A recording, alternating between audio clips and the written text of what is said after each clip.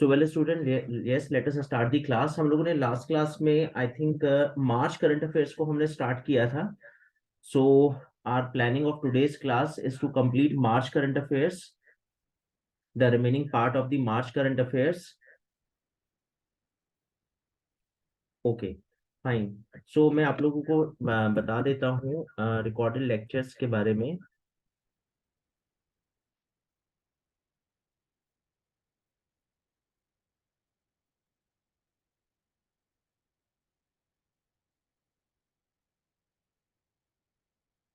तो well recorded lecture वैसे मैंने शेयर कर लिए हैं मैम के साथ। फिर भी अगर आपको नहीं मिले होंगे तो आप recorded lecture Puneet Bhatia academy YouTube channel पे जाके भी आप उसको वॉच कर लेना। मैं वहां पे भी आप लोगों के लिए अपलोड कर रहा हूँ, करेक्ट। सो इसी नाम से यूट्यूब चैनल पे अगर आप जाओगे तो मैं वहां पे आप लोगों के लिए ये अपलोड कर देता हूँ करंट अफेयर्स के लेक्चर। तो आप वहां पे जाके भी इनको वॉच कर सकते हो, राइट। तो जिस भी स्टूडेंट का कुछ भी मिसिंग है, वैसे मैं मैम के साथ भी शेयर कर रहा हूँ और आप यहाँ पे भी उसको देख सकते हो। Okay fine. सो वेल थोड़ा सा रिवीजन कर लेते हैं मार्च करंट अफेयर्स का। एंड उसके बाद फिर हमारा टारगेट क्या है आज की क्लास का, मार्च करंट अफेयर्स को कंप्लीट करेंगे and then I will move to November current affairs. तो अभी हम लोगों ने जनवरी फरवरी मार्च हमारे कंप्लीट हो जाएंगे आज क्लास में। फिर हमारा टारगेट होगा अप्रैल करंट अफेयर्स। अप्रैल करंट अफेयर्स अभी हम लोग प्रिपेयर कर रहे हैं क्योंकि हम लोग वेट करते हैं 30 अप्रैल तक का, मतलब last date of the month. अगर 30 का मंथ है तो 30 और 31 है। फिर उसके बाद हम लोग उसको प्रिपेयर करते हैं, जितने भी फैक्ट्स हैं उनको कंपाइल करते हैं। तो हम लोग को थोड़ा 1 वीक लग जाता है। तो first week of the next month हमारा लास्ट मंथ जो है वो कंप्लीट हो जाता है। तो इसलिए अभी अप्रैल पे हम लोग काम कर रहे हैं, मेरी टीम जो है वो बना रही है करंट अफेयर्स। सो उसके बाद फिर हम लोग तब तक हम लोग नवंबर और दिसंबर करंट अफेयर्स अपने टारगेट पे ले लेंगे, क्योंकि ये 2 मंथ्स भी हमारे 6 मंथ्स की रेंज में है। नवंबर दिसंबर जनवरी फरवरी मार्च अप्रैल, correct. So 4 months of 2023 and 2 months of 2022। और फिर उसके बाद मैं एक बार देखूंगा कि सितंबर करंट अफेयर्स में और मई करंट अफेयर्स में अगर कुछ इंपॉर्टेंट हुआ फर्स्ट 10 डेज में, तो वो मैं आपके साथ डिस्कस कर लूंगा, राइट अर्चना अरोड़ा। ओके। तो अभी मैं कुछ पूछ लेता हूँ आप लोग से जो हम लोगों ने लास्ट क्लास में डिस्कस किया था। और let us start our revision session as usual of every class. So I am asking this question from Darpit and Archana Arora से पूछ लेते हैं, यश से पूछ लेते हैं। मैंने आपके साथ एक स्कीम डिस्कस करी थी, catch the rain campaign. So what is the purpose of this scheme and किसने इस स्कीम को इनिशिएट किया, किसने इसका इनॉग्रेशन किया, किसने कैंपेन स्टार्ट की, दैट इज माय क्वेश्चन। तो अनुभव ने आंसर दिया है, sir it is related to Murmu, तो president Murmu. Okay. And Yash ने भी इसका आंसर दिया है कि honourable president of India Draupadi Murmu ने इस योजना को स्टार्ट किया। And Janvi Khurana, rain water harvesting president Murmu, correct. Lavya rain water harvest and Bhumi Gupta also giving answer rain water harvesting president Murmu, correct है, वेरी गुड, बिल्कुल राइट आंसर है। और मैंने आपको बताया भी था कि एक पंचलाइन आजकल अब खूब न्यूज में रहती है, इंडियन गवर्नमेंट भी उसको प्रमोट करती है कि जल है तो कल है। तो उसका मतलब आपको जल को लेके थोड़ा सा सीरियस हो जाना है, वाटर वेस्ट हमें नहीं करना चाहिए। ये सभी इसी कैंपेन का पार्ट है, करेक्ट। चलो ठीक है, अगले क्वेश्चन पर आते हैं। वी डैम इंस्टीट्यूट, मैंने सुरभि डिस्कस किया था लास्ट क्लास में, वी डैम इंस्टीट्यूट। सो क्या पर्पस था इस टॉपिक को डिस्कस करने का? सुरभि, ईशान राणा एंड ईशा गोगर से मेरा क्वेश्चन है ये।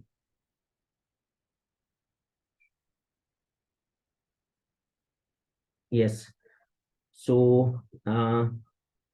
आई थिंक होप आप लोग को समझ में आ गया होगा क्वेश्चन। भूमि गुप्ता ने बोला है कि सर इलेक्टोरल डेमोक्रेसी इंडेक्स हमने डिस्कस किया था, वी डैम, इस पर्पज से हमने इसको डिस्कस किया था कि इसने ये सर्वे किया था। तो क्या गुलाटी जी भूमि गुप्ता की आंसर से सेटिस्फाइड हैं? लव्य ने आंसर दिया है कि sir it conducts the electoral democracy survey, okay correct है। बट अभी उन स्टूडेंट्स ने आंसर नहीं दिया जिनसे मैंने क्वेश्चन पूछा। सो सुरभि, ईशान और ईशा ने होप लास्ट क्लास अटेंड करी होगी जरूर। भूमि गुप्ता ने आगे आंसर दिया कि सर इंडिया की रैंक 108 थी और डेनमार्क नंबर 1 था। ओके, सो भूमि गुप्ता तो किसी के रोके नहीं रुक रही हैं और बहुत अच्छे से स्टडी कर रही हैं शायद, along with लव्या ऑल्सो। सो अनुभव ने भी आंसर दिया इंडिया रैंक 108, यस करेक्ट है। सो वी डैम इंस्टीट्यूट था एक जिसने डेमोक्रेसी का सर्वे किया था, जिसमें 108 इंडिया की रैंक थी और डेनमार्क फर्स्ट नंबर पे था। वैसे अगला क्वेश्चन मेरा ये है निष्ठा से। हाँ वेरी गुड लव्य, मैं क्वेश्चन यही पूछने जा रहा था निष्ठा से कि पाकिस्तान की रैंक क्या है और वी डैम इंस्टीट्यूट का हेडक्वार्टर कहाँ पर है।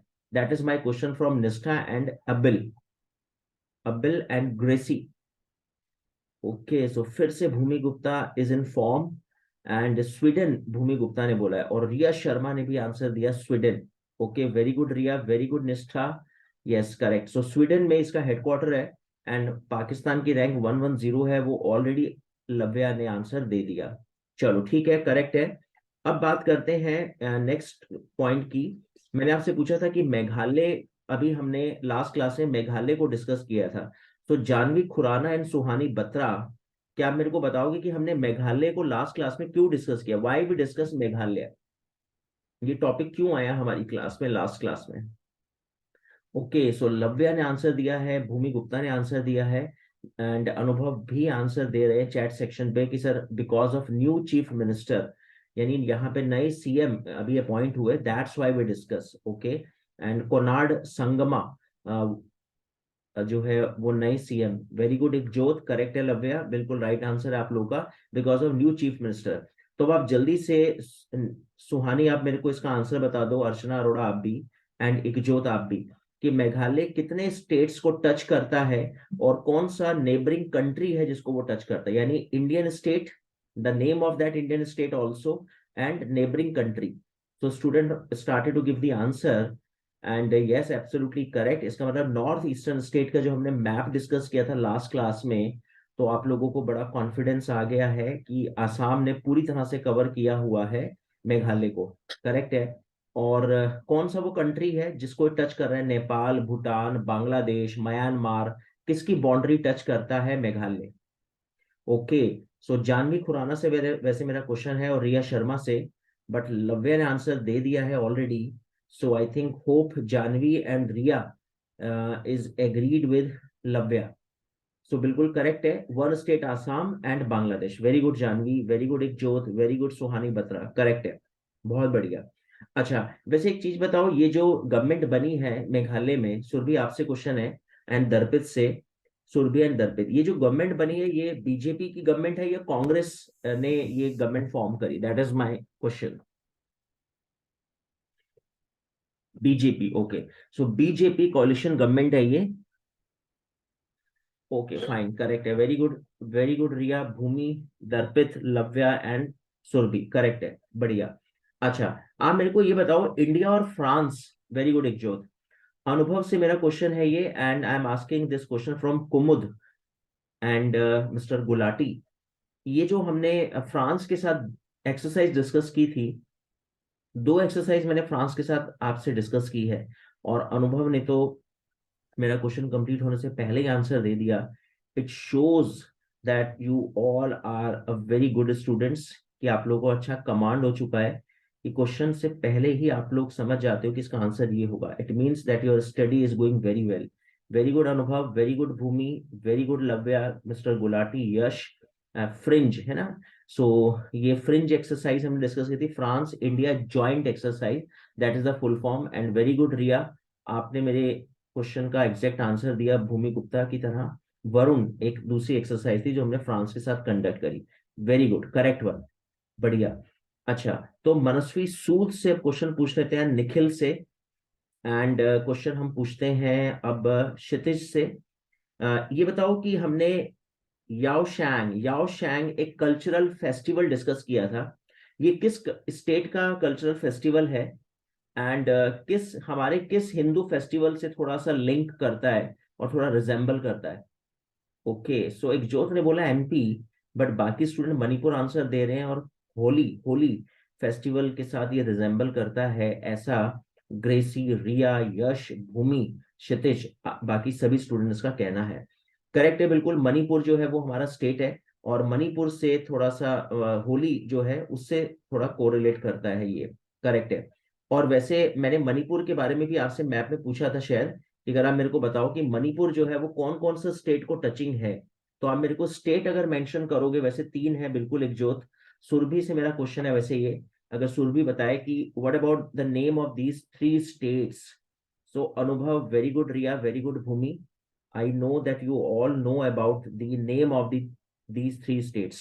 And ईशान राणा भी अगर बता दे इसका आंसर सुरभि के साथ, the name of the state. Assam एक बिल्कुल टच करता है मणिपुर से। वैसे नागालैंड एंड मिजोरम और असम, जानवी खुराना ने आंसर दिया है। करेक्ट है, वेरी गुड जानवी, बिल्कुल राइट आंसर है आपका। And Mizoram and Assam and Nagaland, correct है, मिजोरम, आसाम एंड नागालैंड, बहुत बढ़िया, वेरी गुड। चलो ठीक है, डन है जी, बिल्कुल राइट आंसर है आप लोगों का। अच्छा, उसके बाद मेरा अगला क्वेश्चन है यश से, and I am asking this question from Gracy and Saurabh and Vaibhavi. The longest railway platform 1 2 3 अगर आप बता पाए।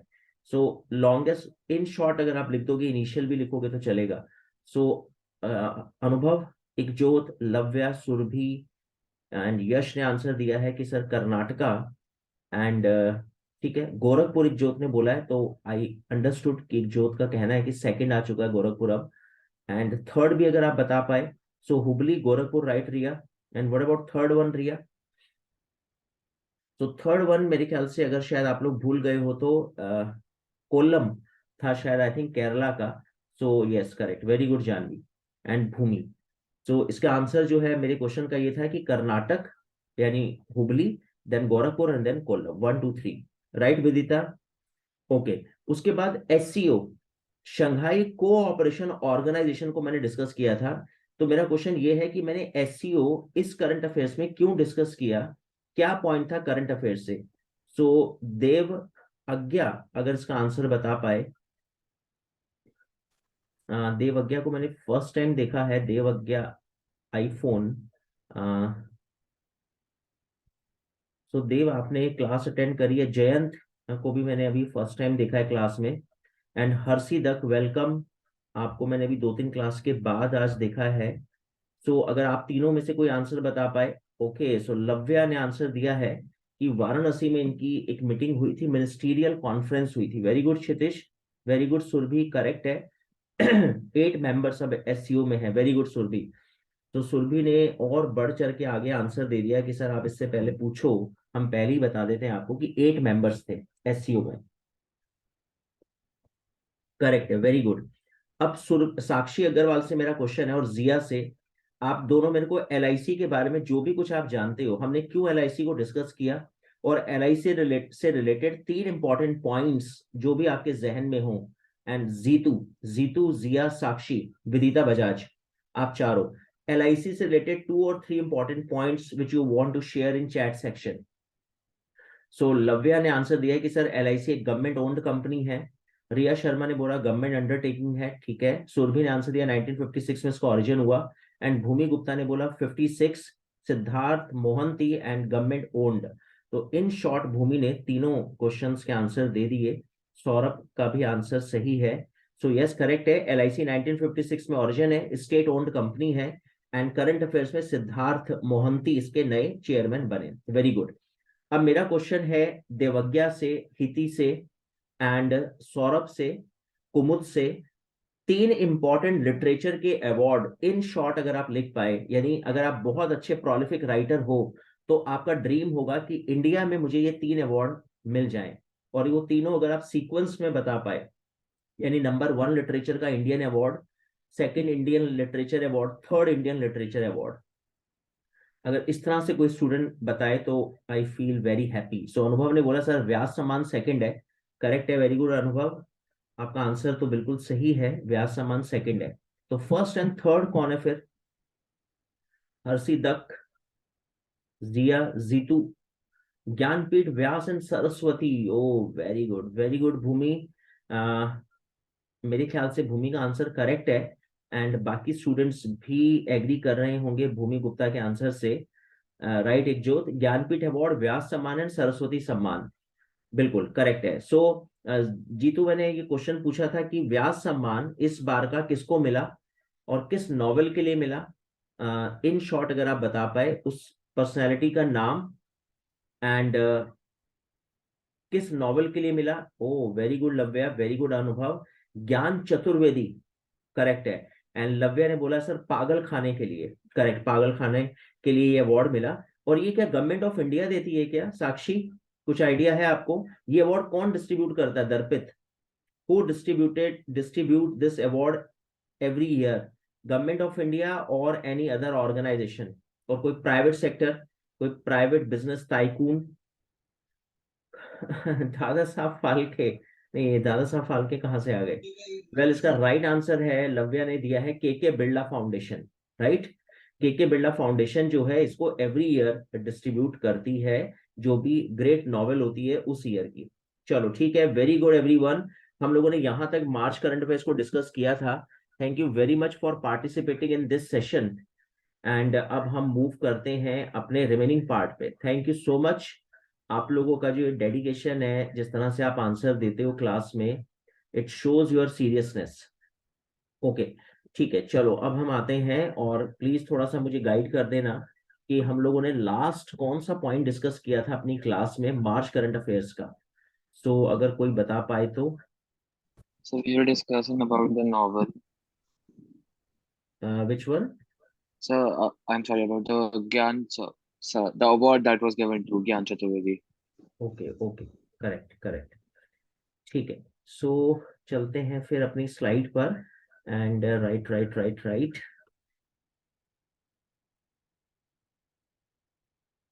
ठीक है, राइट। तो हम लोग यहाँ पर आ चुके थे, और शायद हमने Oscar 2023 Naatu Naatu won best original song award, शायद ये मैंने आपके साथ डिस्कस कर लिया था। और डिस्कस ना भी करता तो शायद आप लोगों को पता ही था कि ऑस्कर इस बार का बेस्ट ओरिजिनल सॉन्ग के लिए नाटू नाटू को मिला, ठीक है। और मेरे ख्याल से ये हमारी लास्ट न्यूज थी, जैसा अभी लव्या ने भी बताया, व्यास सम्मान, ठीक है, डन। चलो अब हम आते हैं अपनी नेक्स्ट न्यूज पर।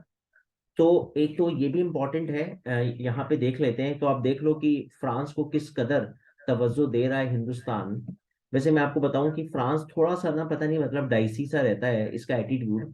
कभी पल में मासा, पल में तोसा, मतलब कभी हाँ कभी ना। चाइना का तरह का जरा मूडी कंट्री है ये।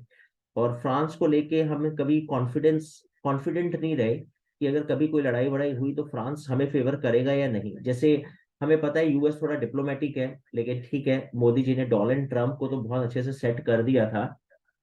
आपको अगर याद हो तो हमने यूनाइटेड स्टेट ऑफ अमेरिका में एक इवेंट ऑर्गेनाइज किया था, हाउडी, हाउडी मोदी, राइट। तो वो इस वजह से क्योंकि इलेक्शन आने वाले थे, डोनाल्ड ट्रंप की बड़ी अच्छी दोस्ती थी मोदी जी से। तो उन्होंने बोला कि मोदी जी आप आओ, और जितने यहाँ पे एनआरआईज इंडियंस रहते हैं ना, जरा उनको बोलो कि मेरे को वोट डाले। खैर अनफॉर्चुनेटली डोनाल्ड ट्रंप हार गए और जो बिडेन बन गए प्रेसिडेंट।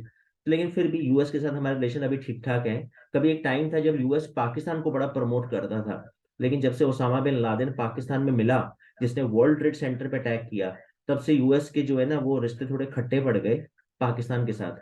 और हमें बड़ी खुशी हुई, और यूएस से हमारा रिश्ता, हमारा रिलेशन बड़ा स्ट्रांग हो गया।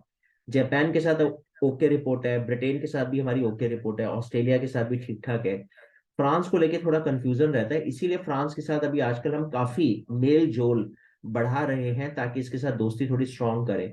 क्योंकि नो डाउट यूएनओ का परमानेंट मेंबर है, और डेवलप कंट्री है, G7 में मेंबर है, यूरोप का स्ट्रॉन्ग कैंडिडेट है, स्ट्रॉन्ग कंट्री है। तो इसीलिए आप देख लो फ्रांस के साथ एक्सरसाइज वरुण, फिर हमने वो फ्रिंज एक्स डिस्कस करी, और एक फिर एक ला पारोस। तो ये तीन एक्सरसाइज तीनों की तीनों फ्रांस के साथ हैं। लेकिन हाँ, इस एक्सरसाइज में फ्रांस के साथ साथ यूएस भी है, जापान भी है, यूके और ऑस्ट्रेलिया भी है। तो ठीक है। और चूंकि ये जगह फ्रांस की ही है, वेन्यू फ्रांस ही है, तो इसलिए मुझे लगता है अगर ये क्वेश्चन आया तो थोड़ा सा आपको लग जाएगा। अगर आपको फ्रेंच लैंग्वेज आती है तो आपको क्लिक कर जाना चाहिए कि ये एक्सरसाइज इंडिया ने फ्रांस कंट्री के साथ की, ये उसका वेन्यू है, ठीक है। तो ठीक है, और एक्सरसाइज के क्या पर्पज होते हैं वो हम कई बार डिस्कस कर चुके हैं अपनी क्लास में। चलो अब बढ़ते हैं अगली इंपॉर्टेंट न्यूज पर। मार्च करंट अफेयर्स में एक बुक रिलीज हुई, एंड पहले तो मैं आपको ये बता दूं कि इस बुक का नाम है मुंडका उपनिषद, राइट। अब ये बुक करंट अफेयर्स में इसलिए न्यूज में है क्योंकि मिस्टर करण सिंह ने इसको रिलीज किया, इनकी बुक है, और इन्होंने वाइस प्रेसिडेंट धनखड़ जी को बुलाया, धनखड़ जी ने इस बुक को रिलीज किया। लेकिन मैं आपको पहले मुंडक उपनिषद के बारे में बता दूं थोड़ा, और उससे पहले मैं थोड़ा स्टैटिक जीके आपको थोड़ा सा साथ में ले लेता हूं। आप ये बताओ, ये क्वेश्चन मेरा है, किससे पूछें, ये क्वेश्चन पूछ लेते हैं कुछ ऐसे स्टूडेंट से जिन्होंने फर्स्ट टाइम, जिनको मैं देख रहा हूँ अपनी क्लास में। और ये स्टूडेंट हैं, कौन कौन हैं जो फर्स्ट टाइम आए हैं। तब तक चलो चौधरी से क्वेश्चन पूछ लेते हैं। तनु चौधरी तो खैर रेगुलर क्लास अटेंड कर रही हैं। एंड साक्षी अग्रवाल, रिया शर्मा से, चलो मेरा क्वेश्चन है, कितने वेद हैं टोटल? एंड इन जो भी वेद आप बताओगे, जितने भी वेद बताओगे, उनमें सबसे ओल्डेस्ट वेद कौन सा है, सबसे पुराना वेद? सो वेल, लव्या और यश ने आंसर दिया है, दोनों क्वेश्चन का मिलके इन्होंने आंसर दिया। ठीक है, सुरभि ने भी आंसर दिया, रिया शर्मा का भी आंसर आया है। तो 4 वेदास हैं, एंड ऋग्वेद सबसे पुराना है। वेरी गुड तनु, वेरी गुड लव्या, सुरभि। ऋग्वेद सबसे ओल्डेस्ट है, करेक्ट। तो कॉपी पेन मैंने आपको बोला है हमेशा आप लेके बैठो क्लास में, क्योंकि कुछ बातें जो मैं 10 ईयर्स की मुझे ध्यान आती है, मैं आपके साथ डिस्कस कर लेता हूँ साथ साथ। आप मेरे को ये बताओगे कि 4 वेद है, वैसे ऋग्वेद है, बिल्कुल सही आप लोगों ने बोला। ऋग्वेद, सामवेद, यजुर्वेद एंड अथर्ववेद, ये 4 वेदास है। इन चारों वेदों में कौन सा वेद है जिसके अंदर ब्लैक मैजिक एक्सप्लेन है? ये जादू टोना, वशीकरण, हिप्नोटाइज करना, सम्मोहन। अभी एक मूवी आई थी, वेब सीरीज दहन, टिस्का चोपड़ा की, शायद आप लोगों ने देखी हो, हॉटस्टार पे रिलीज हुई थी। उसके 9 एपिसोड थे सीजन 1 में, तो आपने देखा होगा वो सब। शिलासपुरा की स्टोरी थी वो। तो ये ब्लैक मैजिक जो है वो एक वेद में मेंशन है, और लव्य और यश ने बोला सामवेद। तो खैर मैं आपको ये बता दूं कि आप दोनों का आंसर गलत है। तो इसका मतलब अगर वेद मेंशन कर रहे हैं तो फिर इसका मतलब कुछ तो सच्चाई होगी, शायद इन सब में होता होगा ये सब कुछ। सो रिया शर्मा ने आंसर दिया, ब्रह्मजोत ने आंसर दिया अथर्ववेद। तो बिल्कुल करेक्ट है रिया एंड ब्रह्मजोत का आंसर अथर्ववेद में ब्लैक मैजिक एक्सप्लेन करा हुआ है। चलो क्वेश्चन नंबर दूसरा, 10 ईयर का स्टैटिक जीके से रिलेटेड है। क्वेश्चन ये है, आप लोगों ने सुना होगा एंशियंट टाइम पीरियड में 4 वर्णा होते थे, ब्राह्मण, क्षत्रिय, वैश्य, शूद्रा, राइट? तो ये जो 4 वर्णा सिस्टम है, इसे बोलते हैं क्लासिफिकेशन ऑफ सोसाइटी। आप बताओ कि किस वेद में, पहले मैं आपको बता देता हूं कि इस वेद में क्या मेंशन है। इस वेद में ये मेंशन है कि एक लॉर्ड ब्रह्मा है, मतलब इसी तरह से उसको एक्सप्लेन करा हुआ है जैसे मैं आपको बता रहा हूं। और ये जो लॉर्ड ब्रह्मा है, इनके मुख से, इनके मुंह से ब्राह्मण, ब्राह्मण जो है वर्णा की उत्पत्ति, इसका ओरिजिन हुआ। और मुंह का काम क्या होता है? मुंह का काम होता है सरमन डिलीवर करना, प्रीचेस देना, उपदेश देना, ज्ञान बांटना। तो ब्राह्मण का काम होगा, वो सोसाइटी को प्रीचेस देगा, और उससे अपनी ब्रेड एंड बटर, अपनी रोजी रोटी कमाएगा। भुजाओं से, इस लॉर्ड ब्रह्मा की भुजाओं से क्षत्रिय, क्षत्रिय समाज निकला। और ये क्षत्रिय समाज, भुजाओं का काम क्या होता है? प्रोटेक्ट करना। तो इसका काम होगा, ये प्रोटेक्ट करेगा समाज को और प्रजा को, और उससे बदले में टैक्स लेगा, राइट? स्टमक से निकला वैश्य समाज। और वैश्य समाज का क्या काम होगा? स्टमक का काम होता है हमारी भूख, एपिटाइट, हंगर को पैसिफाई, शांत करना। तो ये एग्रीकल्चर करके लोगों की भूख शांत करेगा। तो ये फार्मर और पीजेंट क्लास होगा, वैश्य समाज। और थाइज, जंघा से निकला शूद्र समाज। तो हमारा जो हमारी थाइज है या हमारी जो लेग्स हैं, वो हमारी पूरी बॉडी का जो वेट है वो बियर करती हैं। तो शूद्र का काम होगा इन तीनों वर्णों की सेवा करना, टू सर्व दीज 3 वर्णा, और उससे वो अपनी रोजी रोटी कमाएगा। इसे कहते हैं क्लासिफिकेशन ऑफ सोसाइटी। और ये कौन से वेद में मेंशन है? That is my question. First time society का क्लासिफिकेशन ब्राह्मण, क्षत्रिय, वैश्य, शूद्रा किस वेद में मेंशन किया गया? तो मेरा क्वेश्चन है, ये आंसर वैसे लव्या ने दे दिया है। मैं सौरभ और सुहानी बत्रा एंड विदिता बजाज से क्वेश्चन पूछना चाह रहा हूं। अगर वो आंसर दें तो आई फील वेरी हैप्पी। तो वेल, बाकी स्टूडेंट ने आंसर दिया है, जिसमें करेक्ट यश और लव्या का शायद आंसर आया, विदिता बजाज ने भी आंसर दिया है ऋग्वेद। तो बिल्कुल आप लोगों का राइट आंसर है, आप चारों का, साक्षी और क्षितिज का भी। ऋग्वेद में सबसे पहले सोसाइटी का क्लासिफिकेशन मेंशन है, करेक्ट। तो ये तो रही वेदों की कुछ इंपॉर्टेंट बात। अब बात ये आती है कि ये उपनिषद क्या होते हैं? तो मैं आपको बता दूं कि वेदों के बाद उपनिषद लिखे गए, 4 वेदास लिखे गए, उसके बाद 108 108 उपनिषद है हमारे हिंदू लिटरेचर की अगर बात करें, हिंदू स्क्रिप्चर्स में। तो वेदों में ना बड़े रिचुअल्स हैं, अगर ये काम नहीं हो रहा ये हवन करो, आपके बच्चा पैदा नहीं हो रहा आप पुत्र चाहते हो तो ये वाला हवन करो, ब्राह्मण बोलता था, पैसा चाहिए ये वाला हवन करो। तो बड़े रिचुअल्स हैं। उपनिषद बाद में लिखे गए, उपनिषदों ने बोला कि ये सब बेकार की बातें हैं, close your eyes, do meditation and feel within you the God, feel the God within you, ईश्वर को अपने अंदर फील करो और जो चाहिए ईश्वर से मांगो। तो उपनिषदों ने वेदों को थोड़ा क्रिटिसाइज किया, और 108 टोटल उपनिषद है, उसमें से एक उपनिषद है मुंडका उपनिषद। तो ये जो मुंडक उपनिषद है ना, इसमें सत्यमेव जयते जो हमारा नेशनल सेंटेंस है ना वो लिखा हुआ है। तो हमारा जो नेशनल सेंटेंस है ना, ट्रुथ ओनली ट्रम्प, हमने यहां से एडॉप्ट किया, मुंडक उपनिषद से हमने लिया है सत्यमेव जयते, सत्य की सदैव विजय होती है। और उपनिषदों में मेडिटेशन के ऊपर फोकस किया गया। तो बाद में बौद्ध धर्म और जैन धर्म भी आए, उन्होंने भी, महात्मा बुद्ध और महावीर जैन ने भी बोला, आप में से अगर कोई स्टूडेंट बुद्धिस्ट या जैन है तो उसको पता होगा कि महावीर जैन और महात्मा बुद्ध ने भी यही कॉन्सेप्ट दिया। तो इसमें थोड़ी टसल है। हिंदू स्क्रिप्चर्स बौद्ध धर्म और जैन धर्म में तीनों बोलते हैं कि हमने पहले बोला मेडिटेशन, उपनिषद, हाँ, हिंदू धर्म बोलता है उपनिषदों में पहले से बात रखी जा चुकी थी। करेक्ट। तो मुंडक उपनिषद ये एक बुक है जो मिस्टर करण सिंह ने रिलीज करी। अब इन्होंने क्या लिखा होगा वो इनको पता है, मैंने भी नहीं पढ़ी ये बुक, लेकिन ठीक है, अभी हम current affairs point of view से कि मुंडक उपनिषद नाम की बुक मार्च में रिलीज हुई, किसने करी? करण सिंह। अब ये करण सिंह कौन है? थोड़ा करण सिंह का इंट्रोडक्शन ले लेते हैं। करण सिंह एक पहले तो ये बता के ही शायद खत्म हो जाएगी बात। जम्मू कश्मीर रियासत जब हमारा कंट्री आजाद हुआ तो उस समय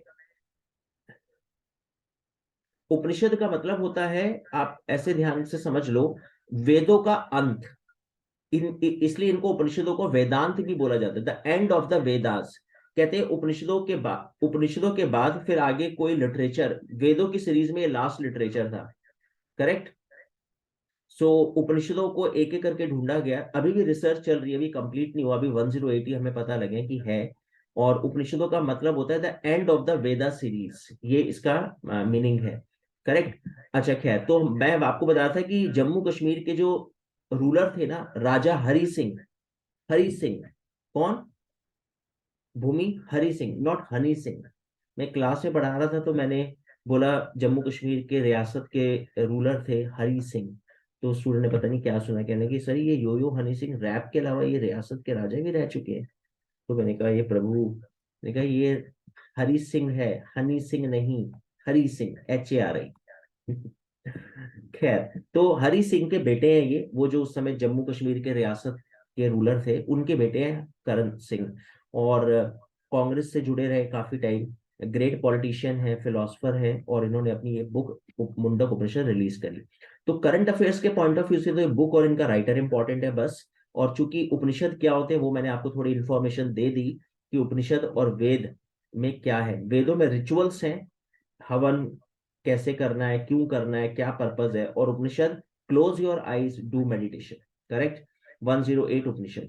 चलो ठीक है, नेक्स्ट पर आते हैं। अब बात करते हैं अगले इंपॉर्टेंट पॉइंट की। तो पहले आप मेरे को ये बताओ, मैं कुछ स्टूडेंट से पूछ लेता हूँ, अबिल और अनुभव और अर्चना अरोड़ा से पूछ लेता हूँ।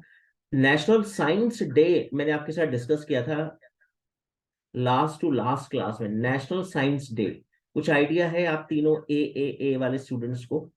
अबिल, Anubhav, Archana. Okay, so Bhumi Gupta always ready to give the answer. And नहीं थे आप सर, अच्छा क्लास में नहीं थे आप, ठीक है अनुभव।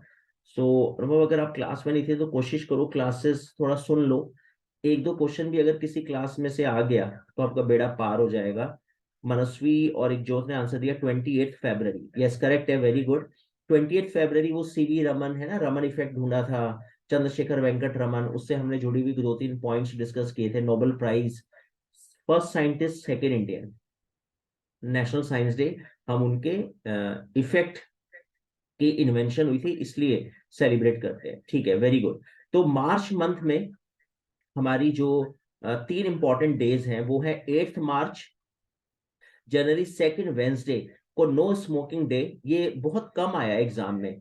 तो मुझे लगता है कि जो क्वेश्चन बहुत कम आया उसका भी आना बनता है। कोई बहुत बार आ चुका है तो थोड़ी उसकी परसेंटेज ना कम हो जाती है कि शायद एग्जाम में अभी दोबारा आए। तो नो स्मोकिंग डे इंपॉर्टेंट है। ये 14 मार्च मैथमेटिक्स डे भी मैंने बहुत कम देखा है कंपटीशन में, इसलिए मुझे लगता है कि शायद ये फिर से कभी हिट करे किसी एग्जाम में। और 15 मार्च वर्ल्ड कंज्यूमर राइट डे, वो कहते हैं ना, जागो ग्राहक जागो, राइट। वैसे मैं आप लोगों को एक बात बता दूं, एक मुझे इंसिडेंट याद आ गया अचानक, तो आपके साथ शेयर करता हूँ। मैं जनपथ की बात है, दिल्ली में जनपथ आपने सुना होगा, वहां पे डोमिनो है पिज्जा। तो मैं वहां पे पिज्जा खाने गया, तो मैंने उससे 2 पिज्जा उसको ऑर्डर किए। मतलब मैं इसलिए बता रहा हूँ कि थोड़ा आप लोग को भी अवेयरनेस होनी चाहिए ये। मैंने 2 पिज्जा ऑर्डर किए, तो जो उस पिज्जा का जो कॉस्ट, जो प्राइस था, उसका प्राइस था, एक था कुछ ऐसी 150 अराउंड था, और दूसरा कुछ 200 अराउंड था। तो मैंने पूछा कितने हुए, उसने फटाफट जोड़ा, 1 पिज्जा 2 पिज्जा, लैपटॉप कंप्यूटर पे मारा, टक टक टक, कह रहा 450। अच्छा, मैं ना अपनी कैलकुलेशन ना, मेरा अक्सर मैं अपनी कैलकुलेशन लगा के रख लेता हूँ कि बिल इतना आना चाहिए विद जीएसटी। तो मेरे हिसाब से, अब मुझे एग्जैक्टली डिजिट याद नहीं है, लेकिन मेरे हिसाब से ना कुछ 300 के आसपास बैठ रहा था बिल। तो मैंने कहा ये 450 कैसे बोल रहा है, मैंने इससे फिर पूछा। मैंने कहा सर एक बार आप फिर से जरा चेक करो। इसने फिर से 1 pizza this, second pizza this GST, sir 450। तो मैंने कहा यार 450, मैंने कहा एक बार सर प्लीज फिर से चेक करो। तो जो मेरे पीछे खड़ा हुआ था ना, वो थोड़ा इरिटेट होने लग गया। तो वो अपने पीछे वाले से बोलने लगा, क्या लगा, फर्स्ट टाइम पिज्जा खाने आते हैं लोग। तो थोड़ा सा वो यंग लड़का था। अच्छा, खैर फिर मुझे लगा, मैंने कहा यार ये इरिटेट हो रहा है, तो मैं उससे बिल लेके पीछे हट गया। तो मैंने बिल देखा, तो इन्होंने क्या गड़बड़ करी, इन्होंने ना इसके ऊपर जीएसटी लगाया, इसके ऊपर जीएसटी ठोका इन्होंने, और उसके बाद जब टोटल बना उसके ऊपर भी जीएसटी लगा दिया। अब आप समझ गए गड़बड़ क्या है इसमें, इस बिल में। यानी यहाँ भी जीएसटी लग गया, यहाँ भी जीएसटी लग गया, फिर टोटल पे जीएसटी लग गया, तो डबल जीएसटी लग गया। तो मैं इसके ना टीम लीडर के पास गया काउंटर पे, मैंने कहा ये बिल जरा चेक करना और टोटल देखना इसका। तो वो भी वही, 1 पिज्जा सेकंड पिज्जा, ठक ठक ठक, कह रहा सर 450 करेक्ट है। मैंने कहा फिर से प्लीज चेक करो। फिर चेक करा, कह रहा 450 सर करेक्ट है। मैंने कहा एक बार फिर चेक करो। तो फिर उसको समझ में आ गया कुछ। तो कहने का ओ माय गॉड, कह रहा ये जीएसटी डबल लग गया सर इस पे। मैंने कहा हाँ, इसीलिए मैं कह रहा था आप इसे चेक कर लो। तो उसने ना उसको बुलाया, कहने का इधर आओ, ये कैसे बनाया आपने सर का बिल। तो फिर उसने भी देख के कह रहा ओ सॉरी सर, ये गड़बड़ हो गई। तो मुझे पता है क्यों शक हुआ, क्योंकि ये हरकत मेरे से पहले भी एक काउंटर पे किसी और जगह किसी और आउटलेट पे हो चुकी थी। तो फिर ये मेरे से सॉरी वॉरी कहने लगे, मैंने कहा मैं मेल डालूंगा, तुम लोगों ने कंप्यूटर में कुछ गड़बड़ कर रखा है जो तुम डबल डबल जीएसटी। अच्छा, जनरली ना 90% लोगों को मैंने देखा, ये टीनेजर विनेजर जितने आते हैं ना, ये देखते देखते तो है नहीं, बिल ना इन्हें आदत है, क्योंकि ये बिजी बहुत है, टाइम इनके पास होता नहीं, काम बहुत है, इनकी मीटिंग्स होंगी शायद पिज्जा खाने के बाद मोदी से या मुर्मू से। तो इतना टाइम नहीं है इनके पास। तो कुछ और क्या होता है, जब आप काउंटर पे खड़े होते हो तो उनको समझ में आ जाता है कि ये कस्टमर लल्लू लल्लू टाइप का कस्टमर है, और ये बिल नहीं देखेगा, इतना एक्सपीरियंस होता है इन लोगों को। तो ये पूरी टीम मिली हुई होती है, तो फिर क्या होता है ना कि जो भी आपने गलत बिल बनाया वो बाद में बंदर बाट भी हो जाती होगी, क्योंकि टीम लीडर को भी पता होगा, उसके बिना तो परमिशन कैसा हो नहीं रहा होगा। तो खैर फिर ये सॉरी वॉरी बोलने लगे। तो फिर जो मेरे को बोला था ना फर्स्ट टाइम पिज्जा खाने आते हैं लोग, मैं उसके पास गया, मैंने उसे बिल दिखाया, मैंने कहा ये आप भी चेक कर लेना आगे इन फ्यूचर। तो मुझे कहने का ओ माय गॉड ये ऐसे करते हैं, मतलब कुछ ऐसे स्टाइल से ही बोल रहा था। वो कह रहा ओ माय गॉड ये ऐसे करते हैं, तो मैं मन ही मन सोच रहा था कि हाँ तेरे जैसे लल्लू कस्टमर के साथ ऐसे ही होता होगा। तो खैर इसीलिए भारत सरकार भी बोलती है कि जागो ग्राहक जागो, आप हमेशा बिल लो, बिल को भी चेक करो। 90% मेंटेलिटी हम लोगों की क्या होती है, हमें लगता है कि कंप्यूटर से जनरेट है तो शायद वो ठीक होगा, है ना। सर्विस चार्ज लगा देते हैं, वेरी गुड एक ये तो मैंने कई बार होटलों में इसके अगेंस्ट मतलब पकड़ा इनको, और अपने बिल को ठीक करवाया। सर्विस चार्ज एक तरह से वेटर की टिप होती है, और वो वॉलेंट्री होती है कि आप दो या ना दो। लेकिन आपने देखा होगा कई बार होटल वाले 5% सर्विस चार्ज या 10% सर्विस चार्ज लगा देते हैं, जबकि सर्विस चार्ज नाम का कोई कंपलसरी टैक्स नहीं है। अगर आप चाहो तो उसी समय 100 नंबर पे पुलिस को कॉल करके बुला सकते हो, 6 महीने की जेल है रेस्टोरेंट मालिक को। लेकिन लोग देखते भी नहीं बिल, ना इतना टाइम होता है किसी के पास। और मैं तो 80% रेस्टोरेंट में जाकर मैं सर्विस चार्ज कैंसिल करवाता हूँ अपने बिल में। करेक्ट। तो इसीलिए consumer right day, world consumer right day यही है कि जो सरकार का टैक्स नहीं है वो कोई और लायबल नहीं है वो टैक्स लेने के लिए। ये क्राइम 420 का केस बनता है आईपीसी में ये, ठीक है। तो आप इसको ध्यान रखना। तो इसीलिए world consumer day very important, mathematics day very important, and second Wednesday of March no smoking day. चलो ठीक है, खैर आगे चलते हैं, नेक्स्ट पर आते हैं। उसके बाद एक बड़ी धमाकेदार न्यूज। खैर competitive exams point of view से तो शायद उतनी इंपॉर्टेंट नहीं है, लेकिन फिर भी बनता है ये डिस्कस करना, एज ए होमेज हम भी दे देते हैं अपनी क्लास में इस great actor director and producer को, Satish Kaushik. Veteran actor director Satish Kaushik passed away.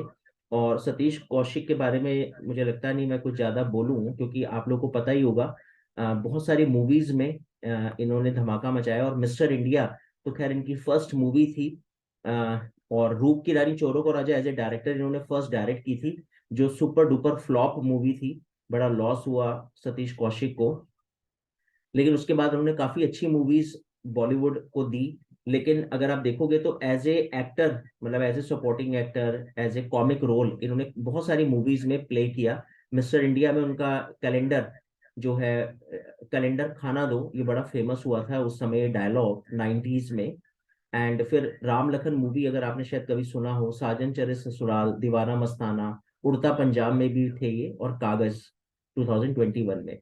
तो Satish Kaushik, great Indian director producer and actor, passed away in the month of March. Correct. चलो ठीक है, competitive exam point of view से मुझे थोड़ा कम है आइडिया, मतलब कम कॉन्फिडेंस है कि ये क्वेश्चन एग्जाम में आए। खैर आगे चलते हैं, नेक्स्ट पर आते हैं। हाँ, अब ये बहुत इंपॉर्टेंट न्यूज है, इसमें तो मुझे श्योर शॉट है कि शायद ये आपके एग्जाम में आए जरूर। लेकिन उससे पहले मैं आपसे ये पूछना चाह रहा हूँ, और ये मैं क्वेश्चन पूछूं किससे पूछूं, पूछ लेते हैं हम। ठीक है ठीक है, ईशा गोगर से पूछ लेते हैं, हर्षी हर्षी दक्ष सिंह से पूछ लेते हैं। अभिराज ने तो आज ज्वाइन नहीं करा, सांध्या भी अभी ज्वाइन नहीं कर रही हैं। होप ये लोग रिकॉर्डेड लेक्चर सुन रहे होंगे।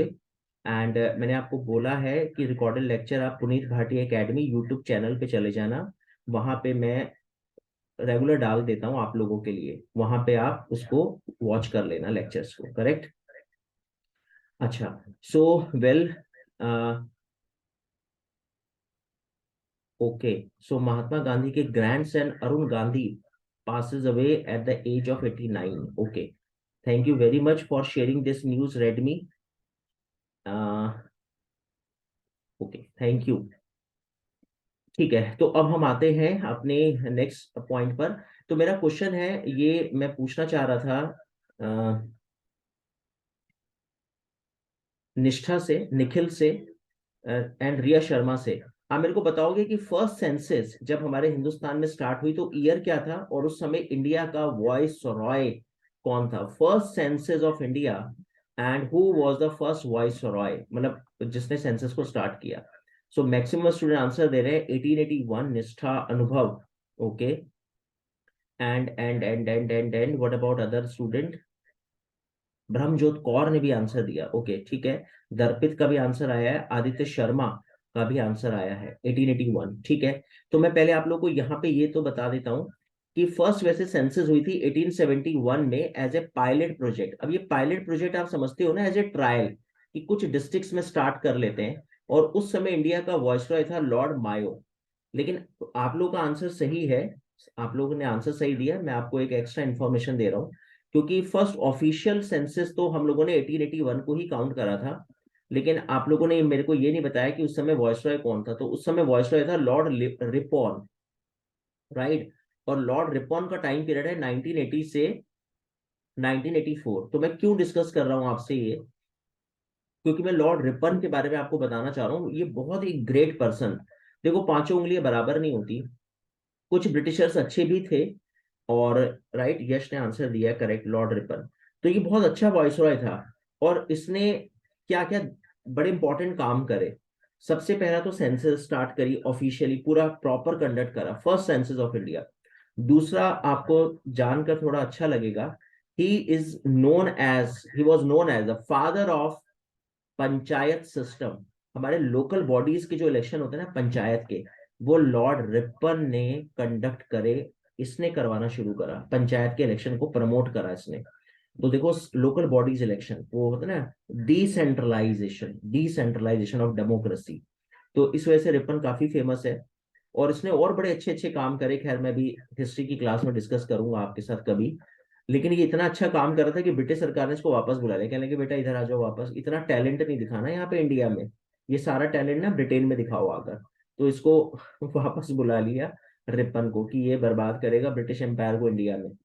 तो खैर सेंसस जो है, अभी हमारी लास्ट सेंसस तो थी 2011 में, और मैंने आपके साथ ऑलरेडी ये बात डिस्कस की थी कि 2021 में हमारी सेंसस होनी थी, but unfortunately because of Covid pandemic delay हो गई। और अभी अमित शाह ने डिक्लेयर करा है कि हम कोशिश करेंगे 2023 दिसंबर तक अगर हो जाए। तो उसका होमवर्क शुरू हो चुका है। और बिहार की लोएस्ट लिटरेसी रेट और केरल 94% के साथ टॉप पे। खैर ये तो मैं बचपन से ही सुनता आ रहा हूँ, हर 10 साल के बाद डिकेडल सेंसस होती है और मैं हर बार देख रहा हूँ यही चल रहा है। लेकिन एक इसमें ना बड़ी इंटरेस्टिंग बात है, साथ में ये देखो इन्होंने इस चार्ट में ये भी मेंशन कर दिया कि जिस स्टेट की मदर्स एजुकेशन अच्छी है, यानी जिस स्टेट ने महिलाओं की एजुकेशन पे ज्यादा जोर दिया, उस स्टेट ने धमाल मचाया लिटरेसी रेट में। क्यों? क्योंकि वुमेन को जब आप टीच करते हो तो उससे दो फायदे हुए। एक तो उसने मायके में एजुकेट कर दिया अपने छोटे भाई बहनों को, और जब वो ससुराल आई तो उसने वहां पे लोगों को सिखा दिया, और कुछ नहीं तो अपने बच्चों को पढ़ाया। और अगर मैं चलो मायका ससुराल छोड़ूं तो कम से कम अगर मदर एजुकेट होती है तो अपने बच्चों को एजुकेट कर पाती है।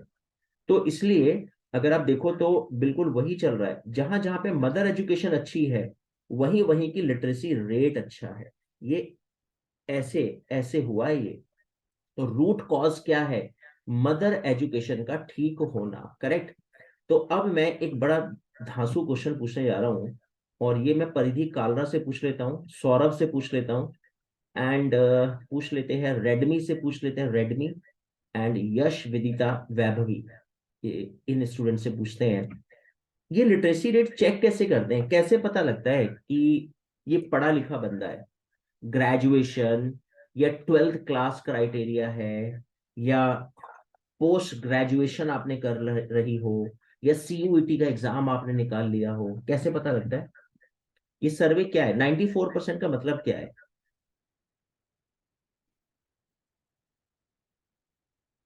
According to okay, according to data, the person who knows to read and write. ठीक है, पर क्या रीड एंड राइट? पूरी नॉवल, पागल खाना नॉवल उसने पढ़ रखी हो व्यास सम्मान के विनर की, या क्या?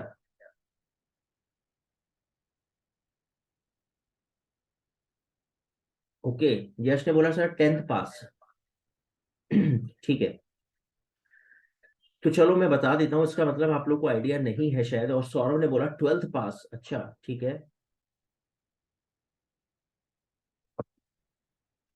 चलो ठीक है, तो मैं इसका आंसर आपको बता देता हूँ। देखो, तो सबसे पहले आप एक इतनी बात जान लो कि 7 वर्ड्स, 7 वर्ड्स अपनी लैंग्वेज में, आपकी जो भी रीजनल लैंग्वेज है, अगर आप ये 7 वर्ड्स पढ़ लेते हो, लिख लेते हो और किसी को समझा देते हो, जैसे राम जाता है और वो खाना भी खाता है, राइट? यानी इस तरह से आपने 7 वर्ड्स लिख दिए, पढ़ लिए और उसको किसी को समझा दिया, एक्सप्लेन कर दिया, तो इसका मतलब आपकी लिटरेसी ओके है। I think there is a division of 7 age children and people above them. Yes, correct Riya. तो 7 वर्ड्स जो है वो आपको पढ़ने हैं, एडल्ट लिटरेसी रेट की बात कर रहे हैं हम लोग। सो यहाँ पर ये एक क्राइटेरिया है। तो थोड़ा सा, हाँ, अब आप कहोगे सर ये तो बहुत ही सॉफ्ट क्राइटेरिया है। बिल्कुल, क्योंकि उसी वजह से हमारी लिटरेसी रेट थोड़ी ठीक ठाक है ओवरऑल। अदरवाइज वैसे आपको पता है ना, हमारी लिटरेसी रेट 2011 की सेंसस के अकॉर्डिंग, अभी तो पता नहीं ना क्या है, वैसे मैं आपको तब की बता रहा हूँ, 64.8% थी। यानी लमसम में, इसे राउंड फिगर में 65% हिंदुस्तान के लोग लिटरेट है। ये ओवरऑल लिटरेसी है, मेल फीमेल मिलाकर। ठीक है, तो अभी देखेंगे अब नया क्या आएगा, ये लास्ट टाइम की है। तो ये इस तरह से लिटरेसी रेट है। लेकिन अगर हम, आपने बोला 10th पास 12th पास, तो ये तो हो जाएगी 20-25 के आसपास आ जाएगी फिर ये। ठीक है, तो ये थोड़ा सा सॉफ्ट है, यहाँ पे थोड़ी गड़बड़ है लिटरेसी रेट को चेक करने में। चलो ठीक है, वेरी गुड स्टूडेंट्स, आगे बढ़ते हैं। होप आपको यहाँ तक पॉइंट समझ में आ गए होंगे। अब आते हैं अपनी नेक्स्ट न्यूज पर।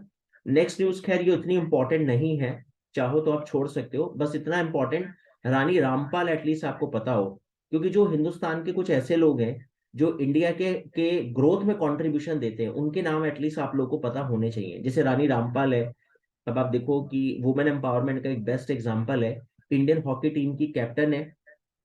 और किस तरह से, क्योंकि मैंने इनकी बायोग्राफी पढ़ी थी, और किस तरह से इन्होंने स्ट्रगल किया और कैसे ये ऊपर उठकर आई, स्पोर्ट्स में आई।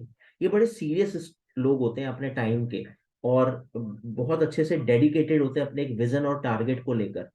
तो इसलिए मैं भी आप लोग को ऑफलाइन क्लास जब मैं आप लोग की ले रहा था, तो मैं देख रहा था कुछ स्टूडेंट्स को। और अभी तो चलो ठीक है, आप लोग शायद नहीं समझ रहे होंगे इन चीजों को, लेकिन आगे चल के आप लोग को तब फील होगा उस स्टूडेंट को, कि जब आपके साथ का सीरियस स्टूडेंट एक जॉब ले जाएगा और उसकी लाइफ स्मूथ हो जाएगी, और जो नॉन सीरियस स्टूडेंट है वो जब स्ट्रगलिंग फेज में आएगा ना अपनी लाइफ में, तब उसको समझ में आएगा कि यार थोड़ा सा उस समय सीरियस हो जाते तो गाड़ी निकल पड़ती अपनी भी। तो रानी रामपाल और इस तरह के ना मोटिवेशनल कुछ स्टोरीज, कुछ बुक्स आप लोगों को पढ़नी चाहिए साथ साथ। तो रानी रामपाल ने काफी स्ट्रगल करी, इंडियन हॉकी टीम की कैप्टन बनी, और ये फर्स्ट वुमेन है इंडिया की जिनके नाम पे किसी स्टेडियम का नाम पड़ गया, देखो, है ना। तो बरेली, रायबरेली का ये एक स्टेडियम है, और इनको डेडिकेट कर दिया रानी रामपाल स्टेडियम, करेक्ट। तो ठीक है, थोड़ा सा एटलीस्ट आपको आइडिया हो कि रानी रामपाल कौन है। चलो खैर, हम आगे चलते हैं, नेक्स्ट पर आते हैं। तो हॉकी प्लेयर ऑफ इंडिया। हाँ, अब ये न्यूज थोड़ी इंपॉर्टेंट है, लेकिन इस न्यूज को करने से पहले मैं पहले आप लोगों से पूछ लूं कि यहां तक हमने जो भी डिस्कस किया अभी तक, इज इट क्लियर? क्लियर है? अबिल, Aditya Sharma, Anubhav, Archana Arora and Bhumi Gupta, Brahmjot, Divya, Darpit, Ekjot, Isha, Gracy, Harsi Dutt, Gulati, mister Gulati, Hiti, Ishan, Janvi, Jiya, Jeetu, Manasvi, Sood. आप लोगों को क्लियर है? नहीं, यहाँ तक कोई ऐसी बात जो ना समझ में आई हो पूछ लो, अदरवाइज फिर मैं आगे बढ़ू, नहीं तो। Okay, thank you. ठीक है, करेक्ट है, करेक्ट है, थैंक यू वेरी मच। ठीक है जानवी, ओके, रिया, करेक्ट। ठीक है, फिर आगे बढ़ सकते हैं हम। ठीक है, तो अभी एक सर्वे हुआ है। अब आप देख लो, मैंने ये जानबूझ के इमेज इसलिए लगाई, ये इमेज आपको पता है कब की है? ये इमेज है अक्टूबर की। अ, मुझे याद है जब नए नए, जब हम अक्टूबर में स्टूडेंट आते हैं ना दिल्ली में, ना दिल्ली हब है यूपीएससी की प्रिपरेशन का, और ऑल ओवर इंडिया से बच्चा यूपीएससी सिविल सर्विस की प्रिपरेशन करने मुखर्जी नगर, करोल बाग, राजेंद्र नगर यहाँ पे आके पीजी लेता है और यहाँ पे स्टडी करता है, एक एक, डेढ़ डेढ़, दो दो साल। तो जब स्टूडेंट अक्टूबर में आते हैं ना, तो फिर वो घर वाले जब फोन करते हैं कि और बेटा कैसा चल रहा है दिल्ली में, तो मैं कई स्टूडेंट के मुंह से सुनता हूँ, कहते हैं पापा यहाँ तो बहुत फॉग हो रहा है। फिर मैं उनको बोलता हूँ बेटा पापा को मिसगाइड मत कर, ये फॉग नहीं है, पराली जल रही है हरियाणा और पंजाब में, ये उसका धुआं आ रहा है। तो अभी वो घर वाले भिजवा देंगे तेरे लिए स्वेटर। तो खैर, फिर उसे समझ में आता है 1-2 साल में कि फॉग नहीं है, फिर वो 2-3 साल के बाद हो जाता है, पापा फॉग नहीं है, पराली है, यहाँ पे तो बहुत पॉल्यूशन है। तो ये अक्टूबर अक्टूबर में उस जब पराली जलती है, वहां के किसान जलाते हैं, तो सारा धुआं जो है वो इधर आ जाता है दिल्ली में, और दिल्ली पॉल्यूटेड सिटी हो जाता है। तो अभी आप देख लो, सर्वे हुआ है, और दिल्ली की रैंक है 4th वर्ल्ड में मोस्ट पॉल्यूटेड सिटी। तो हम बड़े डिसअपॉइंट हुए, हमें लगा यार बताओ कितनी इंसल्ट हो गई ना हमारी वर्ल्ड लेवल पे। लेकिन हमें बड़ा सुकून मिला जब हमें पता लगा वो लाहौर फर्स्ट नंबर पे है। फिर हमने कहा चलो ठीक है, फिर 4 पे तो हमारा बनता है। तो मैंने आपको हमेशा बताया ना, हमें ज्यादा टेंशन तब होती जब पाकिस्तान ऊपर हो। पाकिस्तान से हमारी स्थिति बस ठीक होनी चाहिए, बाकी हमें दीन दुनिया से कोई मतलब है नहीं, करेक्ट। तो अभी इसमें इसकी लिस्ट में आपको दिखा दूं पहले, फिर आपको थोड़ा और आइडिया लग जाएगा इंडिया की स्थिति क्या है। खैर, लाहौर पाकिस्तान का है तो टॉप पे, लेकिन अगर आप देखोगे तो भिवाड़ी इंडिया का, दिल्ली का नेशनल कैपिटल टेरिटरी वाला जो क्षेत्र है वो, उसके बाद दरभंगा, फिर आपका, आप देख लो यहाँ पर, ये आपका असोपुर इंडिया, फिर उसके बाद न्यू दिल्ली इंडिया। तो ये न्यू दिल्ली मतलब वो एमसीडी वाला जो एरिया है ना, म्यूनिसिपैलिटीज कॉर्पोरेशन ऑफ दिल्ली, वो वाला एरिया, राइट। तो ये सब जो है इंडिया को, अगर चलो आप बाकी सब छोड़ दो तो आप एटलीस्ट बस इतना याद रखना है आपको कि फोर्थ रैंक है दिल्ली की और फर्स्ट नंबर पे लाहौर। तो ये सर्वे कर कौन रहा है? ये सर्वे कर रहा है WHO। तो WHO की फुल फॉर्म आप में से अगर कोई स्टूडेंट बताए और विद हेडक्वार्टर अगर कोई बता पाए, तो मैं ईशान राणा, हीति एंड जानवी से मेरा ये क्वेश्चन है। Okay, so student started to give the answer. Aditya Sharma, Saurabh, Anubhav. So इन सब स्टूडेंट्स के अकॉर्डिंग सर इसका राइट आंसर है world health organization. And Ishan Rana और यश ने भी आंसर दिया, करेक्ट है, very good. WHO world health organization है, करेक्ट है। और इसका हेडक्वार्टर कहाँ पर है, कुछ आइडिया है आप लोगों को? WHO का हेडक्वार्टर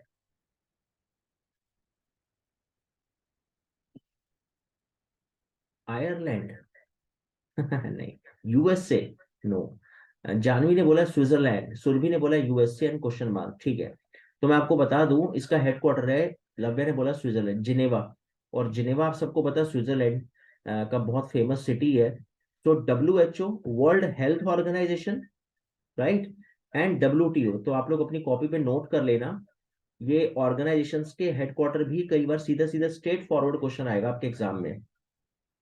WHO WTO दोनों के हेडक्वार्टर जो है वो हैं जिनेवा, स्विट्जरलैंड में पड़ता है, करेक्ट।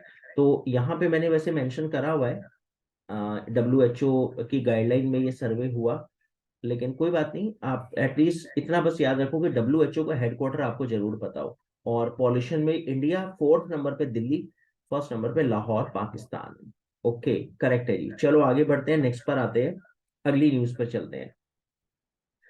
सो वेल, नेक्स्ट है और आपने देखा होगा ना कई बार न्यूज चैनल्स पे आता है PM, जो है PM होता है पर्टिकुलेट मैटर। इसके अकॉर्डिंग हम लोग चेक करते हैं कि कितना पॉल्यूटेड है वहां की एयर, तो उस एयर में कितने पर्टिकुलेट मैटर जो है इन्वॉल्व है, उससे चेक करा जाता है, राइट। तो टर्म जो है वो मिक्सचर है solid particles and liquid droplets found in the air, correct. तो खैर हम उतना डेप्थ में नहीं जाते। मेरे ख्याल से आपको समझ में आ गया होगा जो हमारी करंट की न्यूज थी। फिर भी मैं आप लोगों के लिए मेंशन कर देता हूँ नोट्स में, ताकि अगर आपको कुछ आगे पीछे का पढ़ना हो तो यू कैन गो थ्रू, ठीक है। अब आते हैं एक बड़ी इंपॉर्टेंट बात पर। खैर ये न्यूज तो हमारे लिए कतई इंपॉर्टेंट नहीं है, लेकिन इसको मैंने इसलिए उठाया क्योंकि मैं आपके साथ कुछ पॉइंट डिस्कस करना चाह रहा था। और ये क्वेश्चन मैं पूछूंगा। आ, एक दो स्टूडेंट मैंने देखे थे नए, लेकिन शायद वो मुझे लगता है फिर से एग्जिट कर गए, क्योंकि मैंने एक दो बार उनका नाम लिया, शायद वो, उन्हें लगा रिकॉर्डेड लेक्चर ही सुन लेंगे इससे पहले कि सर पूछ पूछ के इरिटेट कर दे। तो रेडमी से और निहारिका और निखिल से पूछ लेते हैं, चलो। एक होती है वाइल्ड लाइफ सेंचुरी और एक होता है नेशनल पार्क, कोई डिफरेंस है? आपने कभी सुना है wild life century, national park? तो कुछ अगर आइडिया हो तो जरा बताओ, दोनों में डिफरेंस क्या है? ये दोनों एक ही हैं।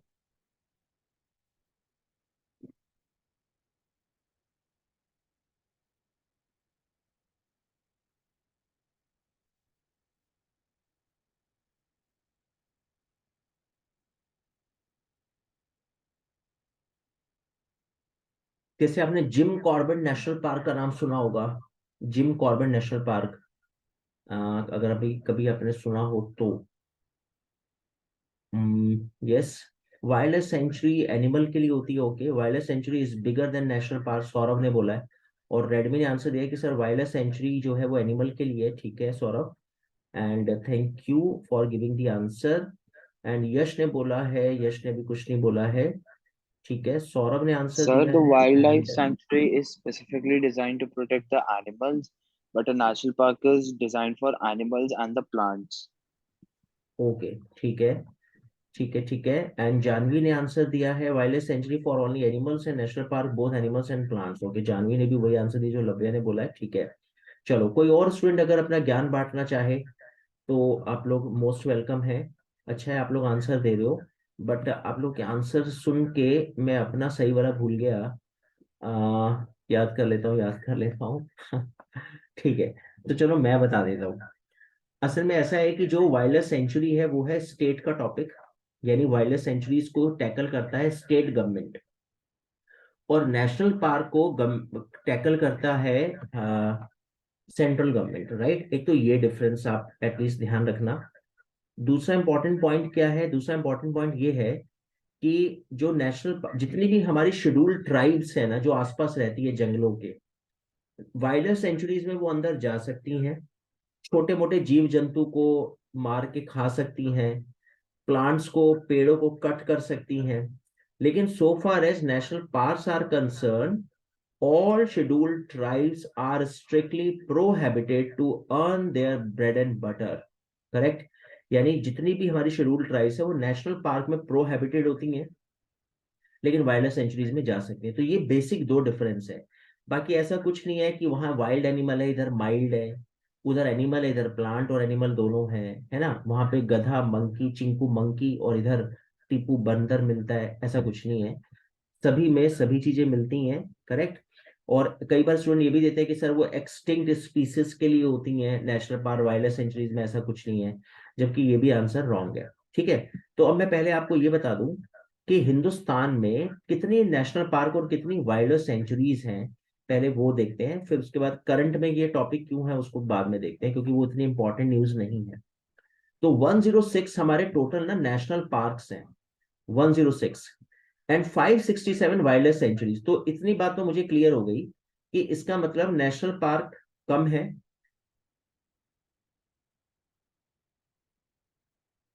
Yes Bhumi, correct, right. So national park के लिए सेंट्रल गवर्नमेंट जो है वो स्पॉन्सर करती है उसका सारा खर्चा वर्चा, एंड वाइल्ड लाइफ सेंचुरीज को स्टेट हैंडल करता है।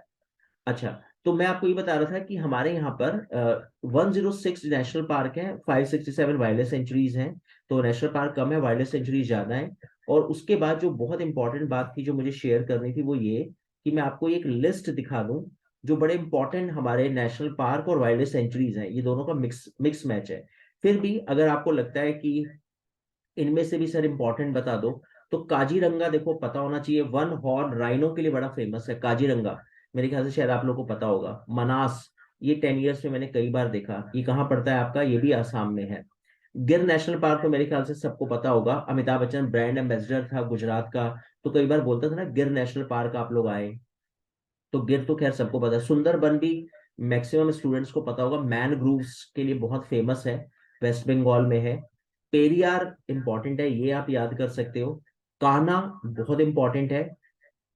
इसके बाद आप कर सकते हो सरिस्का, राजस्थान, एंड उसके बाद बांडीपुर नेशनल पार्क, कर्नाटक।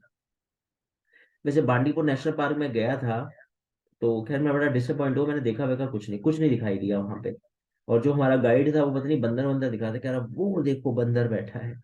तो मैं उसे कहते मैंने कहा यार मैं बंदर देखने आया हूँ इतनी दूर से, ये तो मेरी कॉलोनी में वैसी छत पे 3-4 दिन के बाद दिख जाते हैं। तो खैर बांडीपुर नेशनल पार्क में हमें ज्यादा कुछ दिखा नहीं। हाँ, उससे ज्यादा अच्छा तो मैं अभी कुफरी गया हुआ था, वहां के जू में मैंने डायरेक्ट लायन और लेपर्ड देखा। तो खैर बांडीपुर नेशनल पार्क जो है कर्नाटक में है, करेक्ट। तो ये ज्यादा नहीं तो कम से कम एटलीस्ट 1 2 3 4 5 6 याद कर लो, कम से कम ये तो पता होने ही चाहिए। जिम कॉर्बेट तो देखो बड़ा फेमस है, इसलिए मैंने टिक नहीं लगाया, मेरे ख्याल से सबको पता होगा, और हो सकता है तुम में से कोई एक आधा जिम कॉर्बेट नेशनल पार्क गया भी हो। ठीक है, नैनीताल उत्तराखंड में जिम कॉर्बेट नेशनल पार्क। चलो ठीक है, तो अब बात कर लेते हैं कि करंट में न्यूज में क्यों था, हमने ये डिस्कस क्यों करा, ये सारा का सारा सारे के सारे पॉइंट्स हमने क्यों डिस्कस करे। तो हमने पॉइंट इसलिए डिस्कस करे क्योंकि तमिलनाडु का एक 18th wild life century declare हुई इरोड डिस्ट्रिक्ट में। तो ठीक है, वो इंपॉर्टेंट नहीं है, कोई तमिलनाडु का कोई एग्जाम एग्जाम होगा उसके एग्जाम में आ जाएगा, नेशनल लेवल की कोई इंपॉर्टेंट न्यूज नहीं है, तो छोड़ देते हैं। तो इसको हमने बेस बनाकर हमने कुछ इंपॉर्टेंट पॉइंट्स डिस्कस कर लिए। चलो ठीक है, तो मेरे ख्याल से मूव करते हैं, नेक्स्ट पर आते हैं। और आपको वाइल्ड लाइफ सेंचुरीज और नेशनल पार्क के बारे में भी थोड़ा आइडिया लग गया होगा। तो नेशनल पार्क कम है, वाइल्ड लाइफ सेंचुरीज ज्यादा है। ठीक है, आगे चलते हैं जी, नेक्स्ट पर आते हैं। अब बड़ी इंपॉर्टेंट अगली बड़ी धमाकेदार न्यूज। तो मैं आपसे पहले ये पूछना चाह रहा था, किससे पूछें किससे पूछें। और मेरा क्वेश्चन क्या है, क्वेश्चन ये है मेरा, वर्ल्ड ट्रेड सेंटर पे अटैक हुआ था यूनाइटेड स्टेट्स ऑफ अमेरिका के। तो अगर बता पाए Paridhi Kalra and Surabhi, Tannu Chaudhary and Vaibhavi. World trade center पे यूएस के, अगर आपको याद हो, ओसामा बिन लादेन ने अटैक किया था वर्ल्ड ट्रेड सेंटर पे। कुछ आइडिया है किसी को कब की बात है ये? हाँ, अल कायदा उसके ऑर्गेनाइजेशन का नाम था, ओसामा बिन लादेन उसका हेड था। एंड कुछ स्टूडेंट आंसर दे रहे हैं। देखते हैं, चेक करते हैं क्या आंसर है। 9/11, 9/11 2001 बोला है किसी ने, सुरभि ने। ओके। एंड 9/11 बिल्कुल। हाँ, तो आपने देखा होगा यूएस यूएस में ना ये मंथ पहले लिखते हैं, डेट पीछे लिखते हैं, तो इसका मतलब है 9/11 का मतलब है 11 सितंबर। एंड आदित्य शर्मा ने बोला 2004। ठीक है, तो पहले आदित्य को बता देते हैं। आदित्य 2004 में ना सुनामी आया था, 26 दिसंबर 2004 को। एंड ये 2001 की बात है। 2001 में दो बहुत बड़े इंसिडेंट हुए थे। वर्ल्ड ट्रेड सेंटर पे अटैक हुआ था 11 सितंबर, आंसर सही है आप लोगों का, 2001। और 13 दिसंबर 2001 को हमारे पार्लियामेंट पे अटैक हुआ था। राइट है। तो अगर आपको पता हो, अफजल गुरु, बाद में उसको फांसी की सजा हुई थी। तो मैं आपसे ये कहानी इसलिए पूछ रहा हूँ कि मैं आपको ये बताना चाह रहा था कि टेररिस्ट अटैक जब हुआ था ना यूएस के ऊपर, ये वर्ल्ड ट्रेड सेंटर पे। अब देखो, वर्ल्ड ट्रेड सेंटर पे जब अटैक हुआ तो यूनाइटेड स्टेट ऑफ अमेरिका को समझ नहीं आया यार, ऐसी किसकी कितनी हिम्मत हो गई किसी की कि सुपर पावर कंट्री के घुस के उसके थप्पड़ लगा के आया। आपको पता है, यूनाइटेड स्टेट ऑफ अमेरिका का पूरा कंट्री वो मिसाइल डेवलपमेंट प्रोजेक्ट से कवर है। पूरे वर्ल्ड में किसी कंट्री की हिम्मत नहीं है जो यूएस के ऊपर आंख उठा के देख ले, क्योंकि यूएस के पूरे मैप में मिसाइल्स लगी हुई हैं। 24 मल्टीप्लाई आर्टिफिशियल इंटेलिजेंस पे काम करती हैं ये। अगर आपने किसी भी कंट्री ने यूएस के ऊपर मिसाइल शूट आउट करी, तो इसका ये मिसाइल सिस्टम है, मिसाइल डेवलपमेंट प्रोजेक्ट, एमडीपी बोलते हैं। तो इसकी मिसाइलें एक्टिव हो जाएंगी और यूएस में आने से पहले ही, 25 किलोमीटर पहले ही, ये आपको शूट आउट करके खत्म कर देंगी। तो इसका मतलब बाहर से यूएस पे अटैक करना तो बहुत टफ है, आप ऐसे तो कर ही नहीं सकते। इसीलिए अलकायदा ने अंदर घुसकर इनके तीन पायलट की कनपट्टी पे बंदूक रख के उनको बोला सामने हिट करो। वो तीन हिट हुए थे, वर्ल्ड ट्रेड सेंटर पे, पेंटागन पे, ट्विन टावर पे, मतलब अलग अलग तीन उनके ऑर्गेनाइजेशंस थी। जिसमें वर्ल्ड ट्रेड सेंटर का वीडियो तो बहुत फेमस है, यूट्यूब पे आपने देखा होगा। और बाद में पता लगा ये ओसामा बिन लादेन अल कायदा का टेररिस्ट है। अफगानिस्तान में ये लोग रहते थे उस समय, तालिबान। तो यूएस ने तालिबान पे अटैक किया और वहां से तालिबान को भगाया। अलकायदा का लीडर ओसामा बिन लादेन भी भागा। और आपको पता है, आ, फिर बाद में पता लगा कि जब ओसामा बिन लादेन, बड़ी इंटरेस्टिंग बात है, इसको ध्यान से सुनना। ओसामा बिन लादेन जब छुपा छुपा घूम रहा था ना यूएस की आर्मी से, तो उसने अपने 11 रेप्लिका बनाए, यानी ओसामा बिन लादेन दिखने वाले 11 लोग। और वो अलग अलग कंट्रीज में छुप गया। तो यूएस ने अपने सैटेलाइट से देखा तो उसे दिखे 11 11 ओसामा बिन लादेन दिखे यूएस को। उसे लगा यार ये ओरिजिनल वाला कौन सा है, पता नहीं लग रहा। तो देखो, मतलब यूएस ही कर सकता है ऐसा। यूएस ने क्या किया, डब्ल्यूएचओ से कहलवा कर, पहले तो ये थोड़ा बहुत इनको आइडिया लग गया कि पाकिस्तान के एबटाबाद में भी एक ओसामा बिन लादेन छुपा हुआ है। और इनको थोड़ा बहुत शक हो गया कि ये ओरिजिनल है। तो इन्होंने इन 11 कंट्रीज में डब्ल्यूएचओ से कहलवा कर पोलियो प्रोग्राम चलवाया और इन सबके यहां पर इंजेक्शन लगाए गए। यूनाइटेड स्टेट ऑफ अमेरिका में ओसामा बिन लादेन का जो ताऊ है, इनके जो बड़े पापा हैं, वो यहाँ पे रहते थे। और इन्होंने अपने यहाँ पे भी पोलियो प्रोग्राम चलाया और उसको भी इंजेक्शन लगा के उसका डीएनए ले लिया। और फिर ये 11 देशों के जो इंजेक्शन का प्रोग्राम था, यहां से जो डीएनए आए, उन्होंने उस डीएनए से अपने वाले डीएनए को चेक करा जो यूएस में ओसामा बिन लादेन की फैमिली रहती थी। तो इनका डीएनए मैच कर गया पाकिस्तान वाले ओसामा बिन लादेन से। और इन्होंने उसकी मतलब फैमिली से उसका लिंक निकल गया। तो तब इन्होंने 2011 की बात है ये, 1:02 11 मई अराउंड की बात है। तब इन्होंने एबटाबाद पे अटैक किया और पाकिस्तान में घुसकर ओसामा बिन लादेन को शूट आउट किया। तो ये ऐसा कौन कर सकता है? ये सिर्फ एक ही कंट्री कर सकता है, और वो कौन है? यूएसए। तो फिर अभी आपने तो पिछले साल देखा ही कि यूएस की आर्मी जब वहां से बैकआउट कर गई, वापस चली गई, तो फिर तालिबान दोबारा आकर उन्होंने अफगानिस्तान को टेक ओवर कर लिया। तो अफगानिस्तान में भी तालिबान का रूल है, और इसी वजह से टेररिज्म में अफगानिस्तान को टॉप पे रखा गया है। लेकिन हाँ, इंडिया की रैंक 13 है, थोड़ा सा शॉकिंग है, क्योंकि आपने देखा होगा इंडिया में भी काफी टाइम से कोई टेररिस्ट अटैक, वैसे खुदा ना करे इन फ्यूचर कोई हो, लेकिन आपने देखा होगा कि अभी बहुत परसेंटेज कम हो गई। पहले अक्सर आता रहता था, यहाँ विस्फोट हो गया, इधर बॉम्ब ब्लास्ट हो गया, अभी काफी टाइम से ऐसा कुछ हुआ नहीं है, और ईश्वर करे ना हो आगे इन फ्यूचर। करोल बाग बाजार में मेरे सामने की बात है, दीपावली में बॉम्ब ब्लास्ट हुआ था। तो पहले बहुत होता था ऐसा, लेकिन अभी भारत सरकार बड़ी स्ट्रांग हो गई, लेकिन फिर भी इंडिया की रैंक 13 है। तो खैर, आप लोगों को कॉम्पिटिटिव एग्जाम्स के पॉइंट ऑफ व्यू से तो यही याद रखना है कि अफगानिस्तान नंबर 1 है।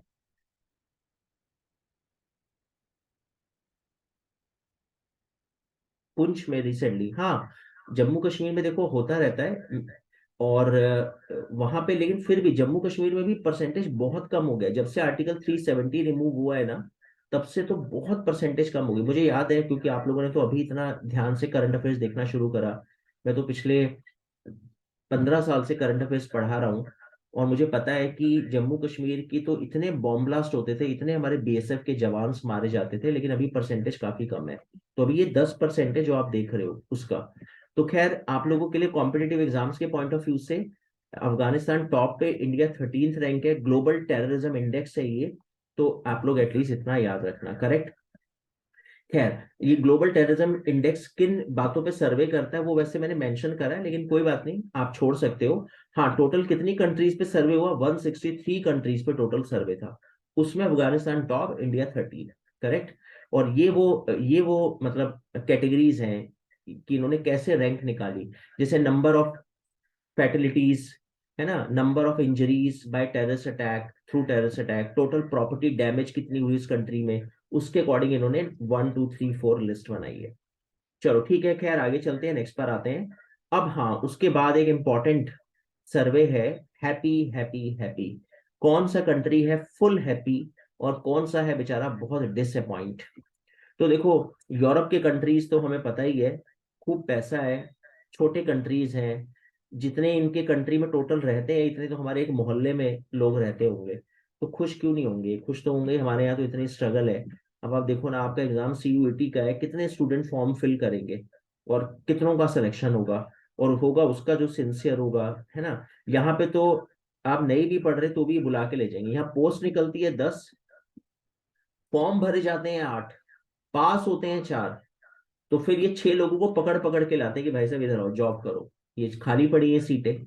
और हमारे यहाँ पे उल्टा हिसाब है, हमारे यहाँ पे पोस्ट होंगी 10, फॉर्म भर जाएंगे 1 लाख, है ना, और निकलेंगे 50,000, और उन 50,000 में से 10 को सीट देनी है, तो कितनी बड़ी स्ट्रगल है हमारे यहाँ पर। तो इसलिए हम कैसे हैप्पी हो सकते हैं, तो हमारा हैप्पी होना हाँ, वहाँ एग्जाम भी नहीं होता, कुमुद का भी कहना सही है, सर एग्जाम नहीं होता इसलिए वो हैप्पी भी है। अब बताओ, क्या वो लोग ऐसे पढ़ रहे होंगे रात को 9:30 से 11 बजे अपनी नींदें खराब करके। ये तो देखो, इंडियंस के अंदर ही इतना टैलेंट है, और इंडियंस के अंदर ही वो स्ट्रगलिंग जिसे कहते हैं ना, वो जीन्स हमारी के अंदर, हमारे अंदर हैं, कि हम स्ट्रगल करना जानते हैं। तो खैर, सबसे हैप्पी कौन है, फिनलैंड, कितना खुश होगा ना ये कंट्री। और आपको पता है, मैं हर साल देखता हूँ यही कंट्री टॉप पे रहते हैं, फिनलैंड, डेनमार्क, आइसलैंड। इसराइल को मैंने हाँ अभी देखा है, वरना इसराइल को मैंने उतना देखा नहीं है। ये Sweden, Norway, Switzerland, Luxembourg, New Zealand, ये टॉप 10 कंट्रीज हैं, और इनमें ना आपस में कंपटीशन होता रहता है, कभी डेनमार्क टॉप पे, कभी फिनलैंड टॉप पे, कभी आइसलैंड टॉप पे, कभी नॉर्वे टॉप पे चला जाता है। अच्छा, हम ऐसे कंपटीशन में ना भाग नहीं लेते, हम नीचे से खड़े होके बस देखते रहते हैं, हम कहते ओ हो इस बार फिनलैंड टॉप पे आ गया। खैर, तो कुल मिला के इंडिया की रैंक कितनी है, 125, और टॉप किया किसने, फिनलैंड ने। फिनलैंड ने वर्ल्ड हैप्पीनेस इंडेक्स में। तो भाई देखो, एक चीज इतना ध्यान रखो, मैंने आपको बार बार बोला है, एक कॉपी पे अलग से ये जितने भी इंडेक्स सर्वे हो रहे हैं ना, एक पेज पे अलग से नोट करो, जैसे टेररिज्म में अफगानिस्तान, इंडिया की रैंक, तो ज्यादा नहीं, फर्स्ट नंबर वाला और इंडिया की रैंक बस। जैसे हैप्पीनेस में फर्स्ट फिनलैंड, इंडिया की रैंक कितनी, बाकी हमें सेकंड, थर्ड, फोर्थ और किसी से कोई लेना देना नहीं है। तो हार्डली कितने होंगे, 8-10 सर्वे होंगे 6 मंथ्स में। वो एक पेज पे अगर आ गए तो कभी भी एग्जाम आप देने जा रहे हो, फटाफट 5 मिनट पहले वो पेज ओपन किया, वो सर्वे पे नजर घुमाई, और एग्जाम में क्या पता कोई एक क्वेश्चन आ जाए और आपका बेड़ा पार। करेक्ट। तो प्लीज इस तरह से नोट्स बनाना। अब वो आप ही के ऊपर डिपेंड करेगा कि आप क्या कर रहे हो घर में बैठकर। खैर अच्छा ही कर रहे होगे। ऑफलाइन क्लास में तो मैंने देखा है आप लोगों को कि आप कुछ नहीं कर रहे थे। खैर चलो, आते हैं अब हम अपनी नेक्स्ट न्यूज पर। लेकिन उससे पहले फिर से एक बार आपसे पूछ लेते हैं कि कोई ऐसी बात, कोई ऐसा पॉइंट जो आपको ना समझ में आ रहा हो, सो प्लीज मेरे से पूछ लो। क्षितिज, सौरभ, तनु, वैभवी, विदिता, एंड परिधि कालरा, लव्या। लव्या को क्या समझ में आ रहा होगा सब। जानवी खुराना, ग्रेसी, एंड भूमि गुप्ता, ब्रह्मजोत कौर, अबिल, आदित्य शर्मा। सब कुछ क्लियर है? कोई पॉइंट जो मैं दोबारा बता दूं? Okay, thank you Janvi, thank you Saurabh, thank you Surabhi. Okay thank you, चलो ठीक है, डन। तो जल्दी से चलते हैं और इसको फिनिश करते हैं अपने मार्च करंट अफेयर्स को आज। फिर उसके बाद टाइम्स मैगजीन तो आपने सुना ही होगा, बड़ी फेमस मैगजीन है टाइम्स। और अभी इसने एक सर्वे किया था, उसने बोला कि ग्रेटेस्ट प्लेस ऑफ 2023। वैसे मैं आपको सारी लिस्ट दिखाऊंगा, कभी आपका मन करे कहीं घूमने का, जाने का, तो आप इन प्लेसेस पे जरूर जाना। तो वैसे इसने वर्ल्ड का सर्वे करा है कि ये ग्रेट प्लेस है पूरे वर्ल्ड के। इसने रिलीज की है ये पूरी लिस्ट, जिसमें लद्दाख, मयूरभंज, चूजन डेस्टिनेशंस है। ठीक है। तो खैर अभी यहाँ पर आते हैं और मैं आपको वो लिस्ट दिखा देता हूँ, थोड़ा आपको आइडिया लग जाएगा कि कौन कौन से ऐसे वर्ल्ड में जगह है जो घूमने लायक है। तो आप देखना, टेम्पा फ्लोरिडा में, Willamette Valley, right, Rio Grande, Tucson Arizona, तो ये सब हैं। वैंकूवर कनाडा का, वॉशिंगटन डीसी देखो इंपॉर्टेंट है, करेक्ट। नेपल्स इटली का। तो ठीक है, हमें याद वाद नहीं करना, मैं वैसे ही आपको बता रहा हूँ। इन फ्यूचर कभी आपका एग्जाम निकल जाए, आपको लगे चलो हफ्ता घूम आते हैं, बड़ी पढ़ाई करी हमने रात रात भर बैठ कर, तो इन जगहों पे आप जा सकते हो, लिस्ट है। तो अगर कभी मन करे तो आप जरूर घूमने जाना। इन सब प्लेसेस, ये पूरे वर्ल्ड के बेस्ट प्लेस हैं। और अगर और कहीं ना जाओ तो कम से कम लद्दाख तो चले ही जाना, यहाँ तो जाना बनता है। करेक्ट। खैर, तो आगे चलते हैं। तो इसमें क्या इंपॉर्टेंट है हमारे competitive exams point of view से? सिर्फ इतनी सी बात है कि टाइम्स मैगजीन ने एक सर्वे किया और उसमें इंडिया के 2 डेस्टिनेशन इंपॉर्टेंट जो है निकल कर आए, और उसमें एक लद्दाख जो सबसे इंपॉर्टेंट है, और एक मयूरभंज। राइट। ये मयूरभंज कहाँ पर है वो आप मेरे को जल्दी से बता दो कि ये कहाँ पे पड़ता है।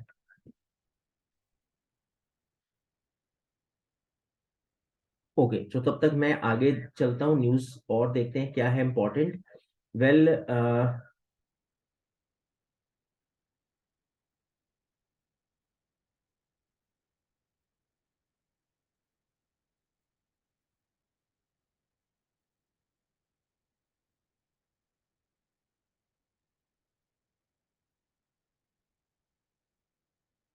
ओके, सो वेल नेक्स्ट पर आते हैं।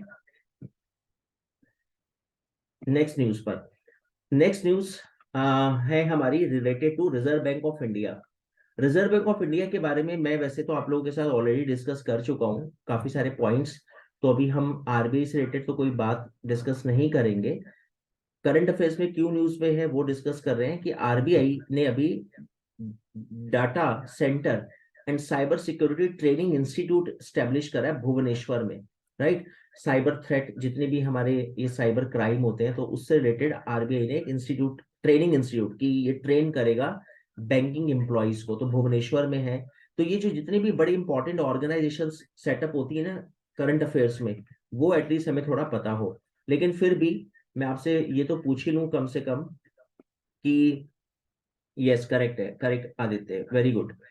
अच्छा, तो मेरा क्वेश्चन ये है कि आरबीआई का नेशनलाइजेशन कब हुआ था? मैंने आपके साथ डिस्कस किया है, अगर अनुभव मुझे इसका आंसर दे, एंड हर्षिदक अगर आंसर दे, एंड हिति, आरबीआई का नेशनलाइजेशन कब हुआ था? मैंने आपके साथ डिस्कस किया था।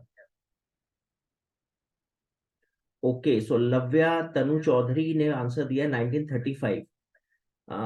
ठीक है ठीक है ठीक है, लव्या का 49, तो बाकी स्टूडेंट देख लें कौन लव्या को सही मान रहा है और कौन तनु चौधरी को। हर्षी दत्त ने भी बोला 1935, दर्पित ने भी बोला 1935। ओके, सो हर्षी दत्त और दर्पित को लग रहा है कि तनु जो है वो बिल्कुल करेक्ट आंसर दे रही है, जबकि अनफॉर्चुनेटली मुझे कहना पड़ेगा कि 1935 रॉन्ग आंसर है। 1935 जो है वो ओरिजिन ईयर है, और मुझे लगता है कि शायद आप लोग भूल गए। मैंने आपको बताया था कि 1935 फर्स्ट और ऑफ अप्रैल में आरबीआई का ओरिजिन हुआ था। 1949 में जब हम आजाद हुए तो हमने इसके 100% शेयर्स को टेक ओवर कर लिया था। करेक्ट, तो इसको नेशनलाइजेशन बोलते हैं। तो नेशनलाइजेशन है 1949, ओरिजिन है 35, जब ब्रिटिशर्स ने इसको स्टैब्लिश किया 35, हमने इसको खरीदा 49 में। करेक्ट, आरबीआई पे। तो आप लोग भूल गए, इसलिए प्लीज इसको याद रखना, इंपॉर्टेंट है। करेक्ट, चलो खैर आगे चलते हैं। इनकम टैक्स डिपार्टमेंट ने अभी नया अपना मोबाइल ऐप लॉन्च करा है फॉर टैक्स पेयर। ठीक है, कोई इंपॉर्टेंट बात नहीं है, लेकिन ये इंपॉर्टेंट है, भुवनेश्वर में अभी ये इंस्टीट्यूट स्टेब्लिश हुआ। ठीक है, आगे चलते हैं। Deepak Mohanty appointed as chairman of pension fund regulatory and development authority. खैर, अभी ना मैं इसको यहीं पे एंड करता हूं। पहले तो मार्च करंट अफेयर्स के कुछ पॉइंट्स जो रह गए वो मैं आपके साथ डिस्कस करूंगा नवंबर करंट अफेयर्स के साथ। फिलहाल मैं अभी आपसे कुछ एमसीक्यूज पूछ लेता हूं, एंड यहाँ तक मेरे ख्याल से हमने जो भी डिस्कस किया वो क्लियर हो गया होगा। इस लास्ट न्यूज को ले लेते हैं, इसके साथ इसको एंड करते हैं। दीपक मोहंती चेयरमैन बने हैं पीएफआरडीए के। पीएफआरडीए के बारे में मुझे आपको बताना था, इसलिए मैंने ये न्यूज सेलेक्ट की। दीपक मोहंती बने हैं चेयरमैन, ठीक है, ज्यादा इंपॉर्टेंट नहीं है। Pension fund regulatory development authority क्या है? सिंपल, जब आपकी इन फ्यूचर कभी गवर्नमेंट जॉब लगेगी निखिल, जब आपकी कभी इन फ्यूचर गवर्नमेंट जॉब लगे और रिटायरमेंट के बाद आपको पेंशन मिले, पेंशन वैसे बंद है 1 जनवरी 2004 से, है ना, ये आप लोग को पता होगा। गवर्नमेंट जितने भी डिपार्टमेंट है उनमें अब पेंशन बंद हो चुकी है। 1 जनवरी 2004 से कोई पेंशन नहीं मिलती।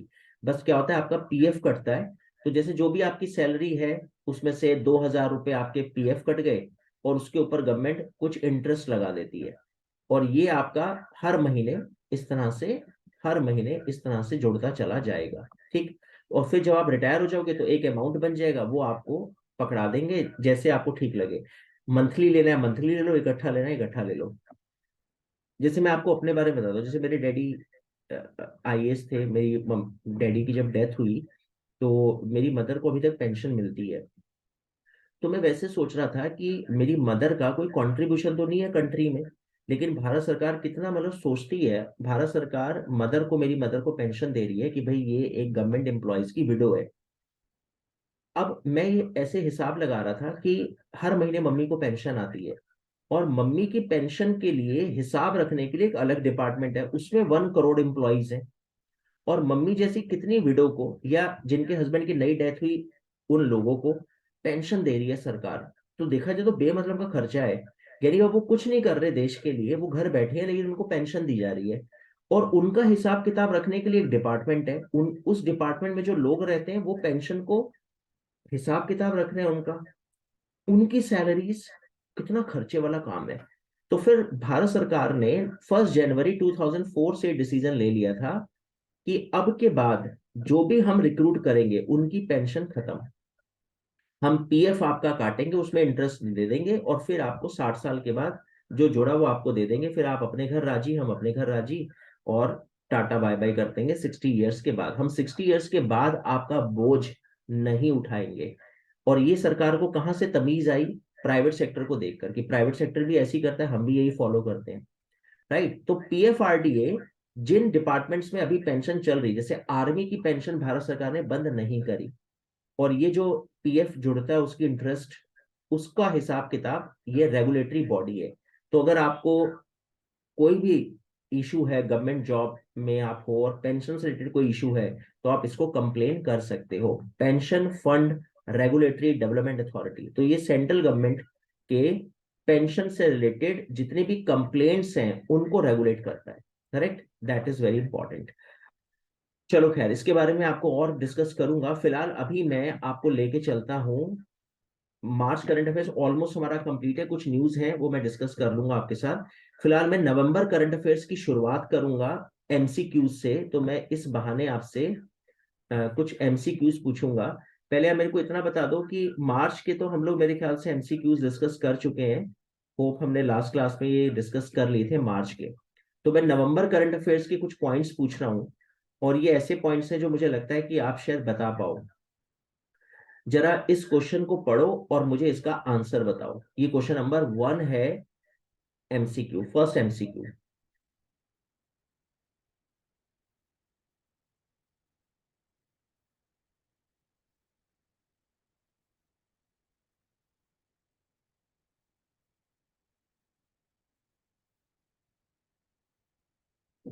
ये क्षितिज, पेंशन जो है वो भी आर्मी डिपार्टमेंट्स में ओके करी हुई है गवर्नमेंट ने। ओके, सो यश का आंसर है ए। रिया सी। आदित्य शर्मा ने आंसर दिया है सी। ठीक है, चेक करते हैं।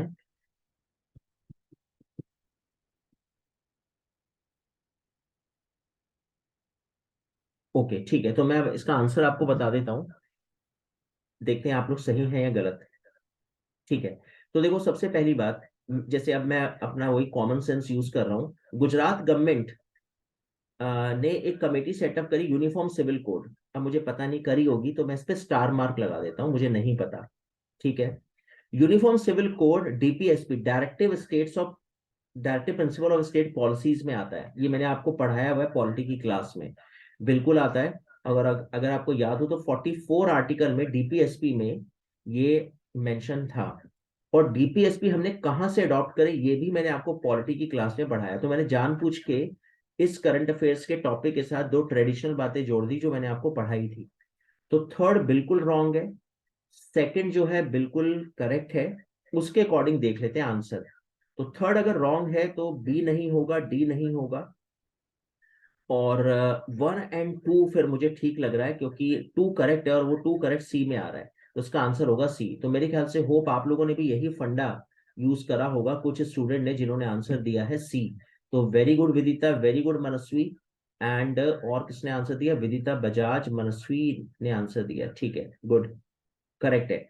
वेरी गुड, आगे बढ़ते हैं, क्वेश्चन नंबर 2 पर आते हैं, last 2 question. Yes, so please give the answer. फिर से मैंने जानबूझ के इस क्वेश्चन को ऐसे फ्रेम करा है कि आप अगर चाहो तो आंसर दे पाओगे।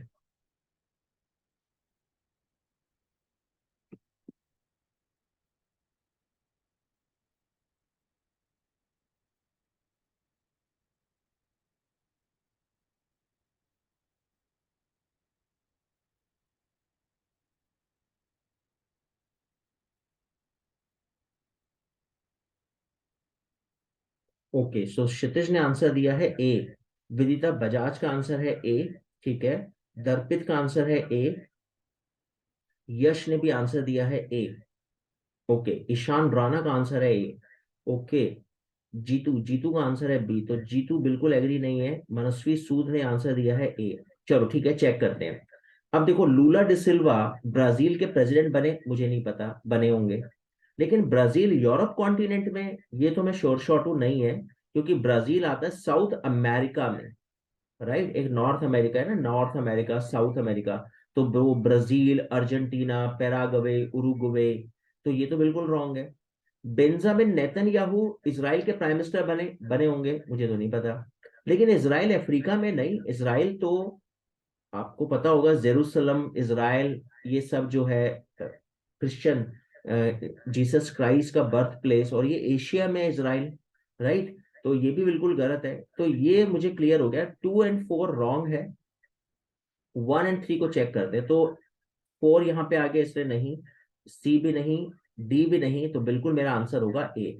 Very good, very good. जिन स्टूडेंट ने ए आंसर दिया उन्होंने बिल्कुल सही फंडा यूज करा, good work. Last question. Yes, last question. And please try to give the answer of this question. यहां भी मैंने इसे ऐसे फ्रेम किया है कि अगर आप चाहो तो थोड़ा दिमाग लगाकर इस क्वेश्चन का आंसर दिया जा सकता है।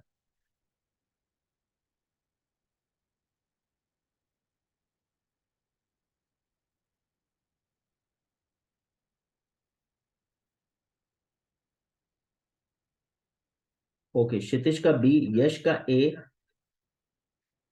सौरभ का आंसर 3 सी है। ठीक है,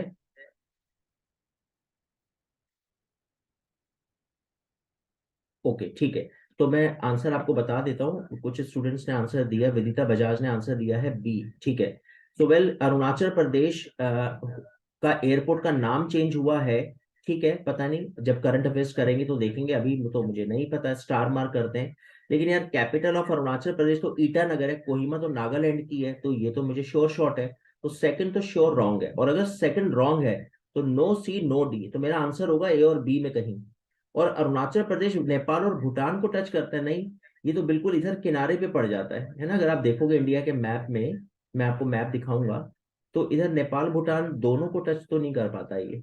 तो इसलिए मुझे थर्ड भी रॉन्ग लग रहा है, जो जितना मुझे मैप का आइडिया है सेवन सिस्टर का। तो अगर थर्ड भी रॉन्ग है तो बस फिर मेरे पास बचता है ही ए ऑप्शन है।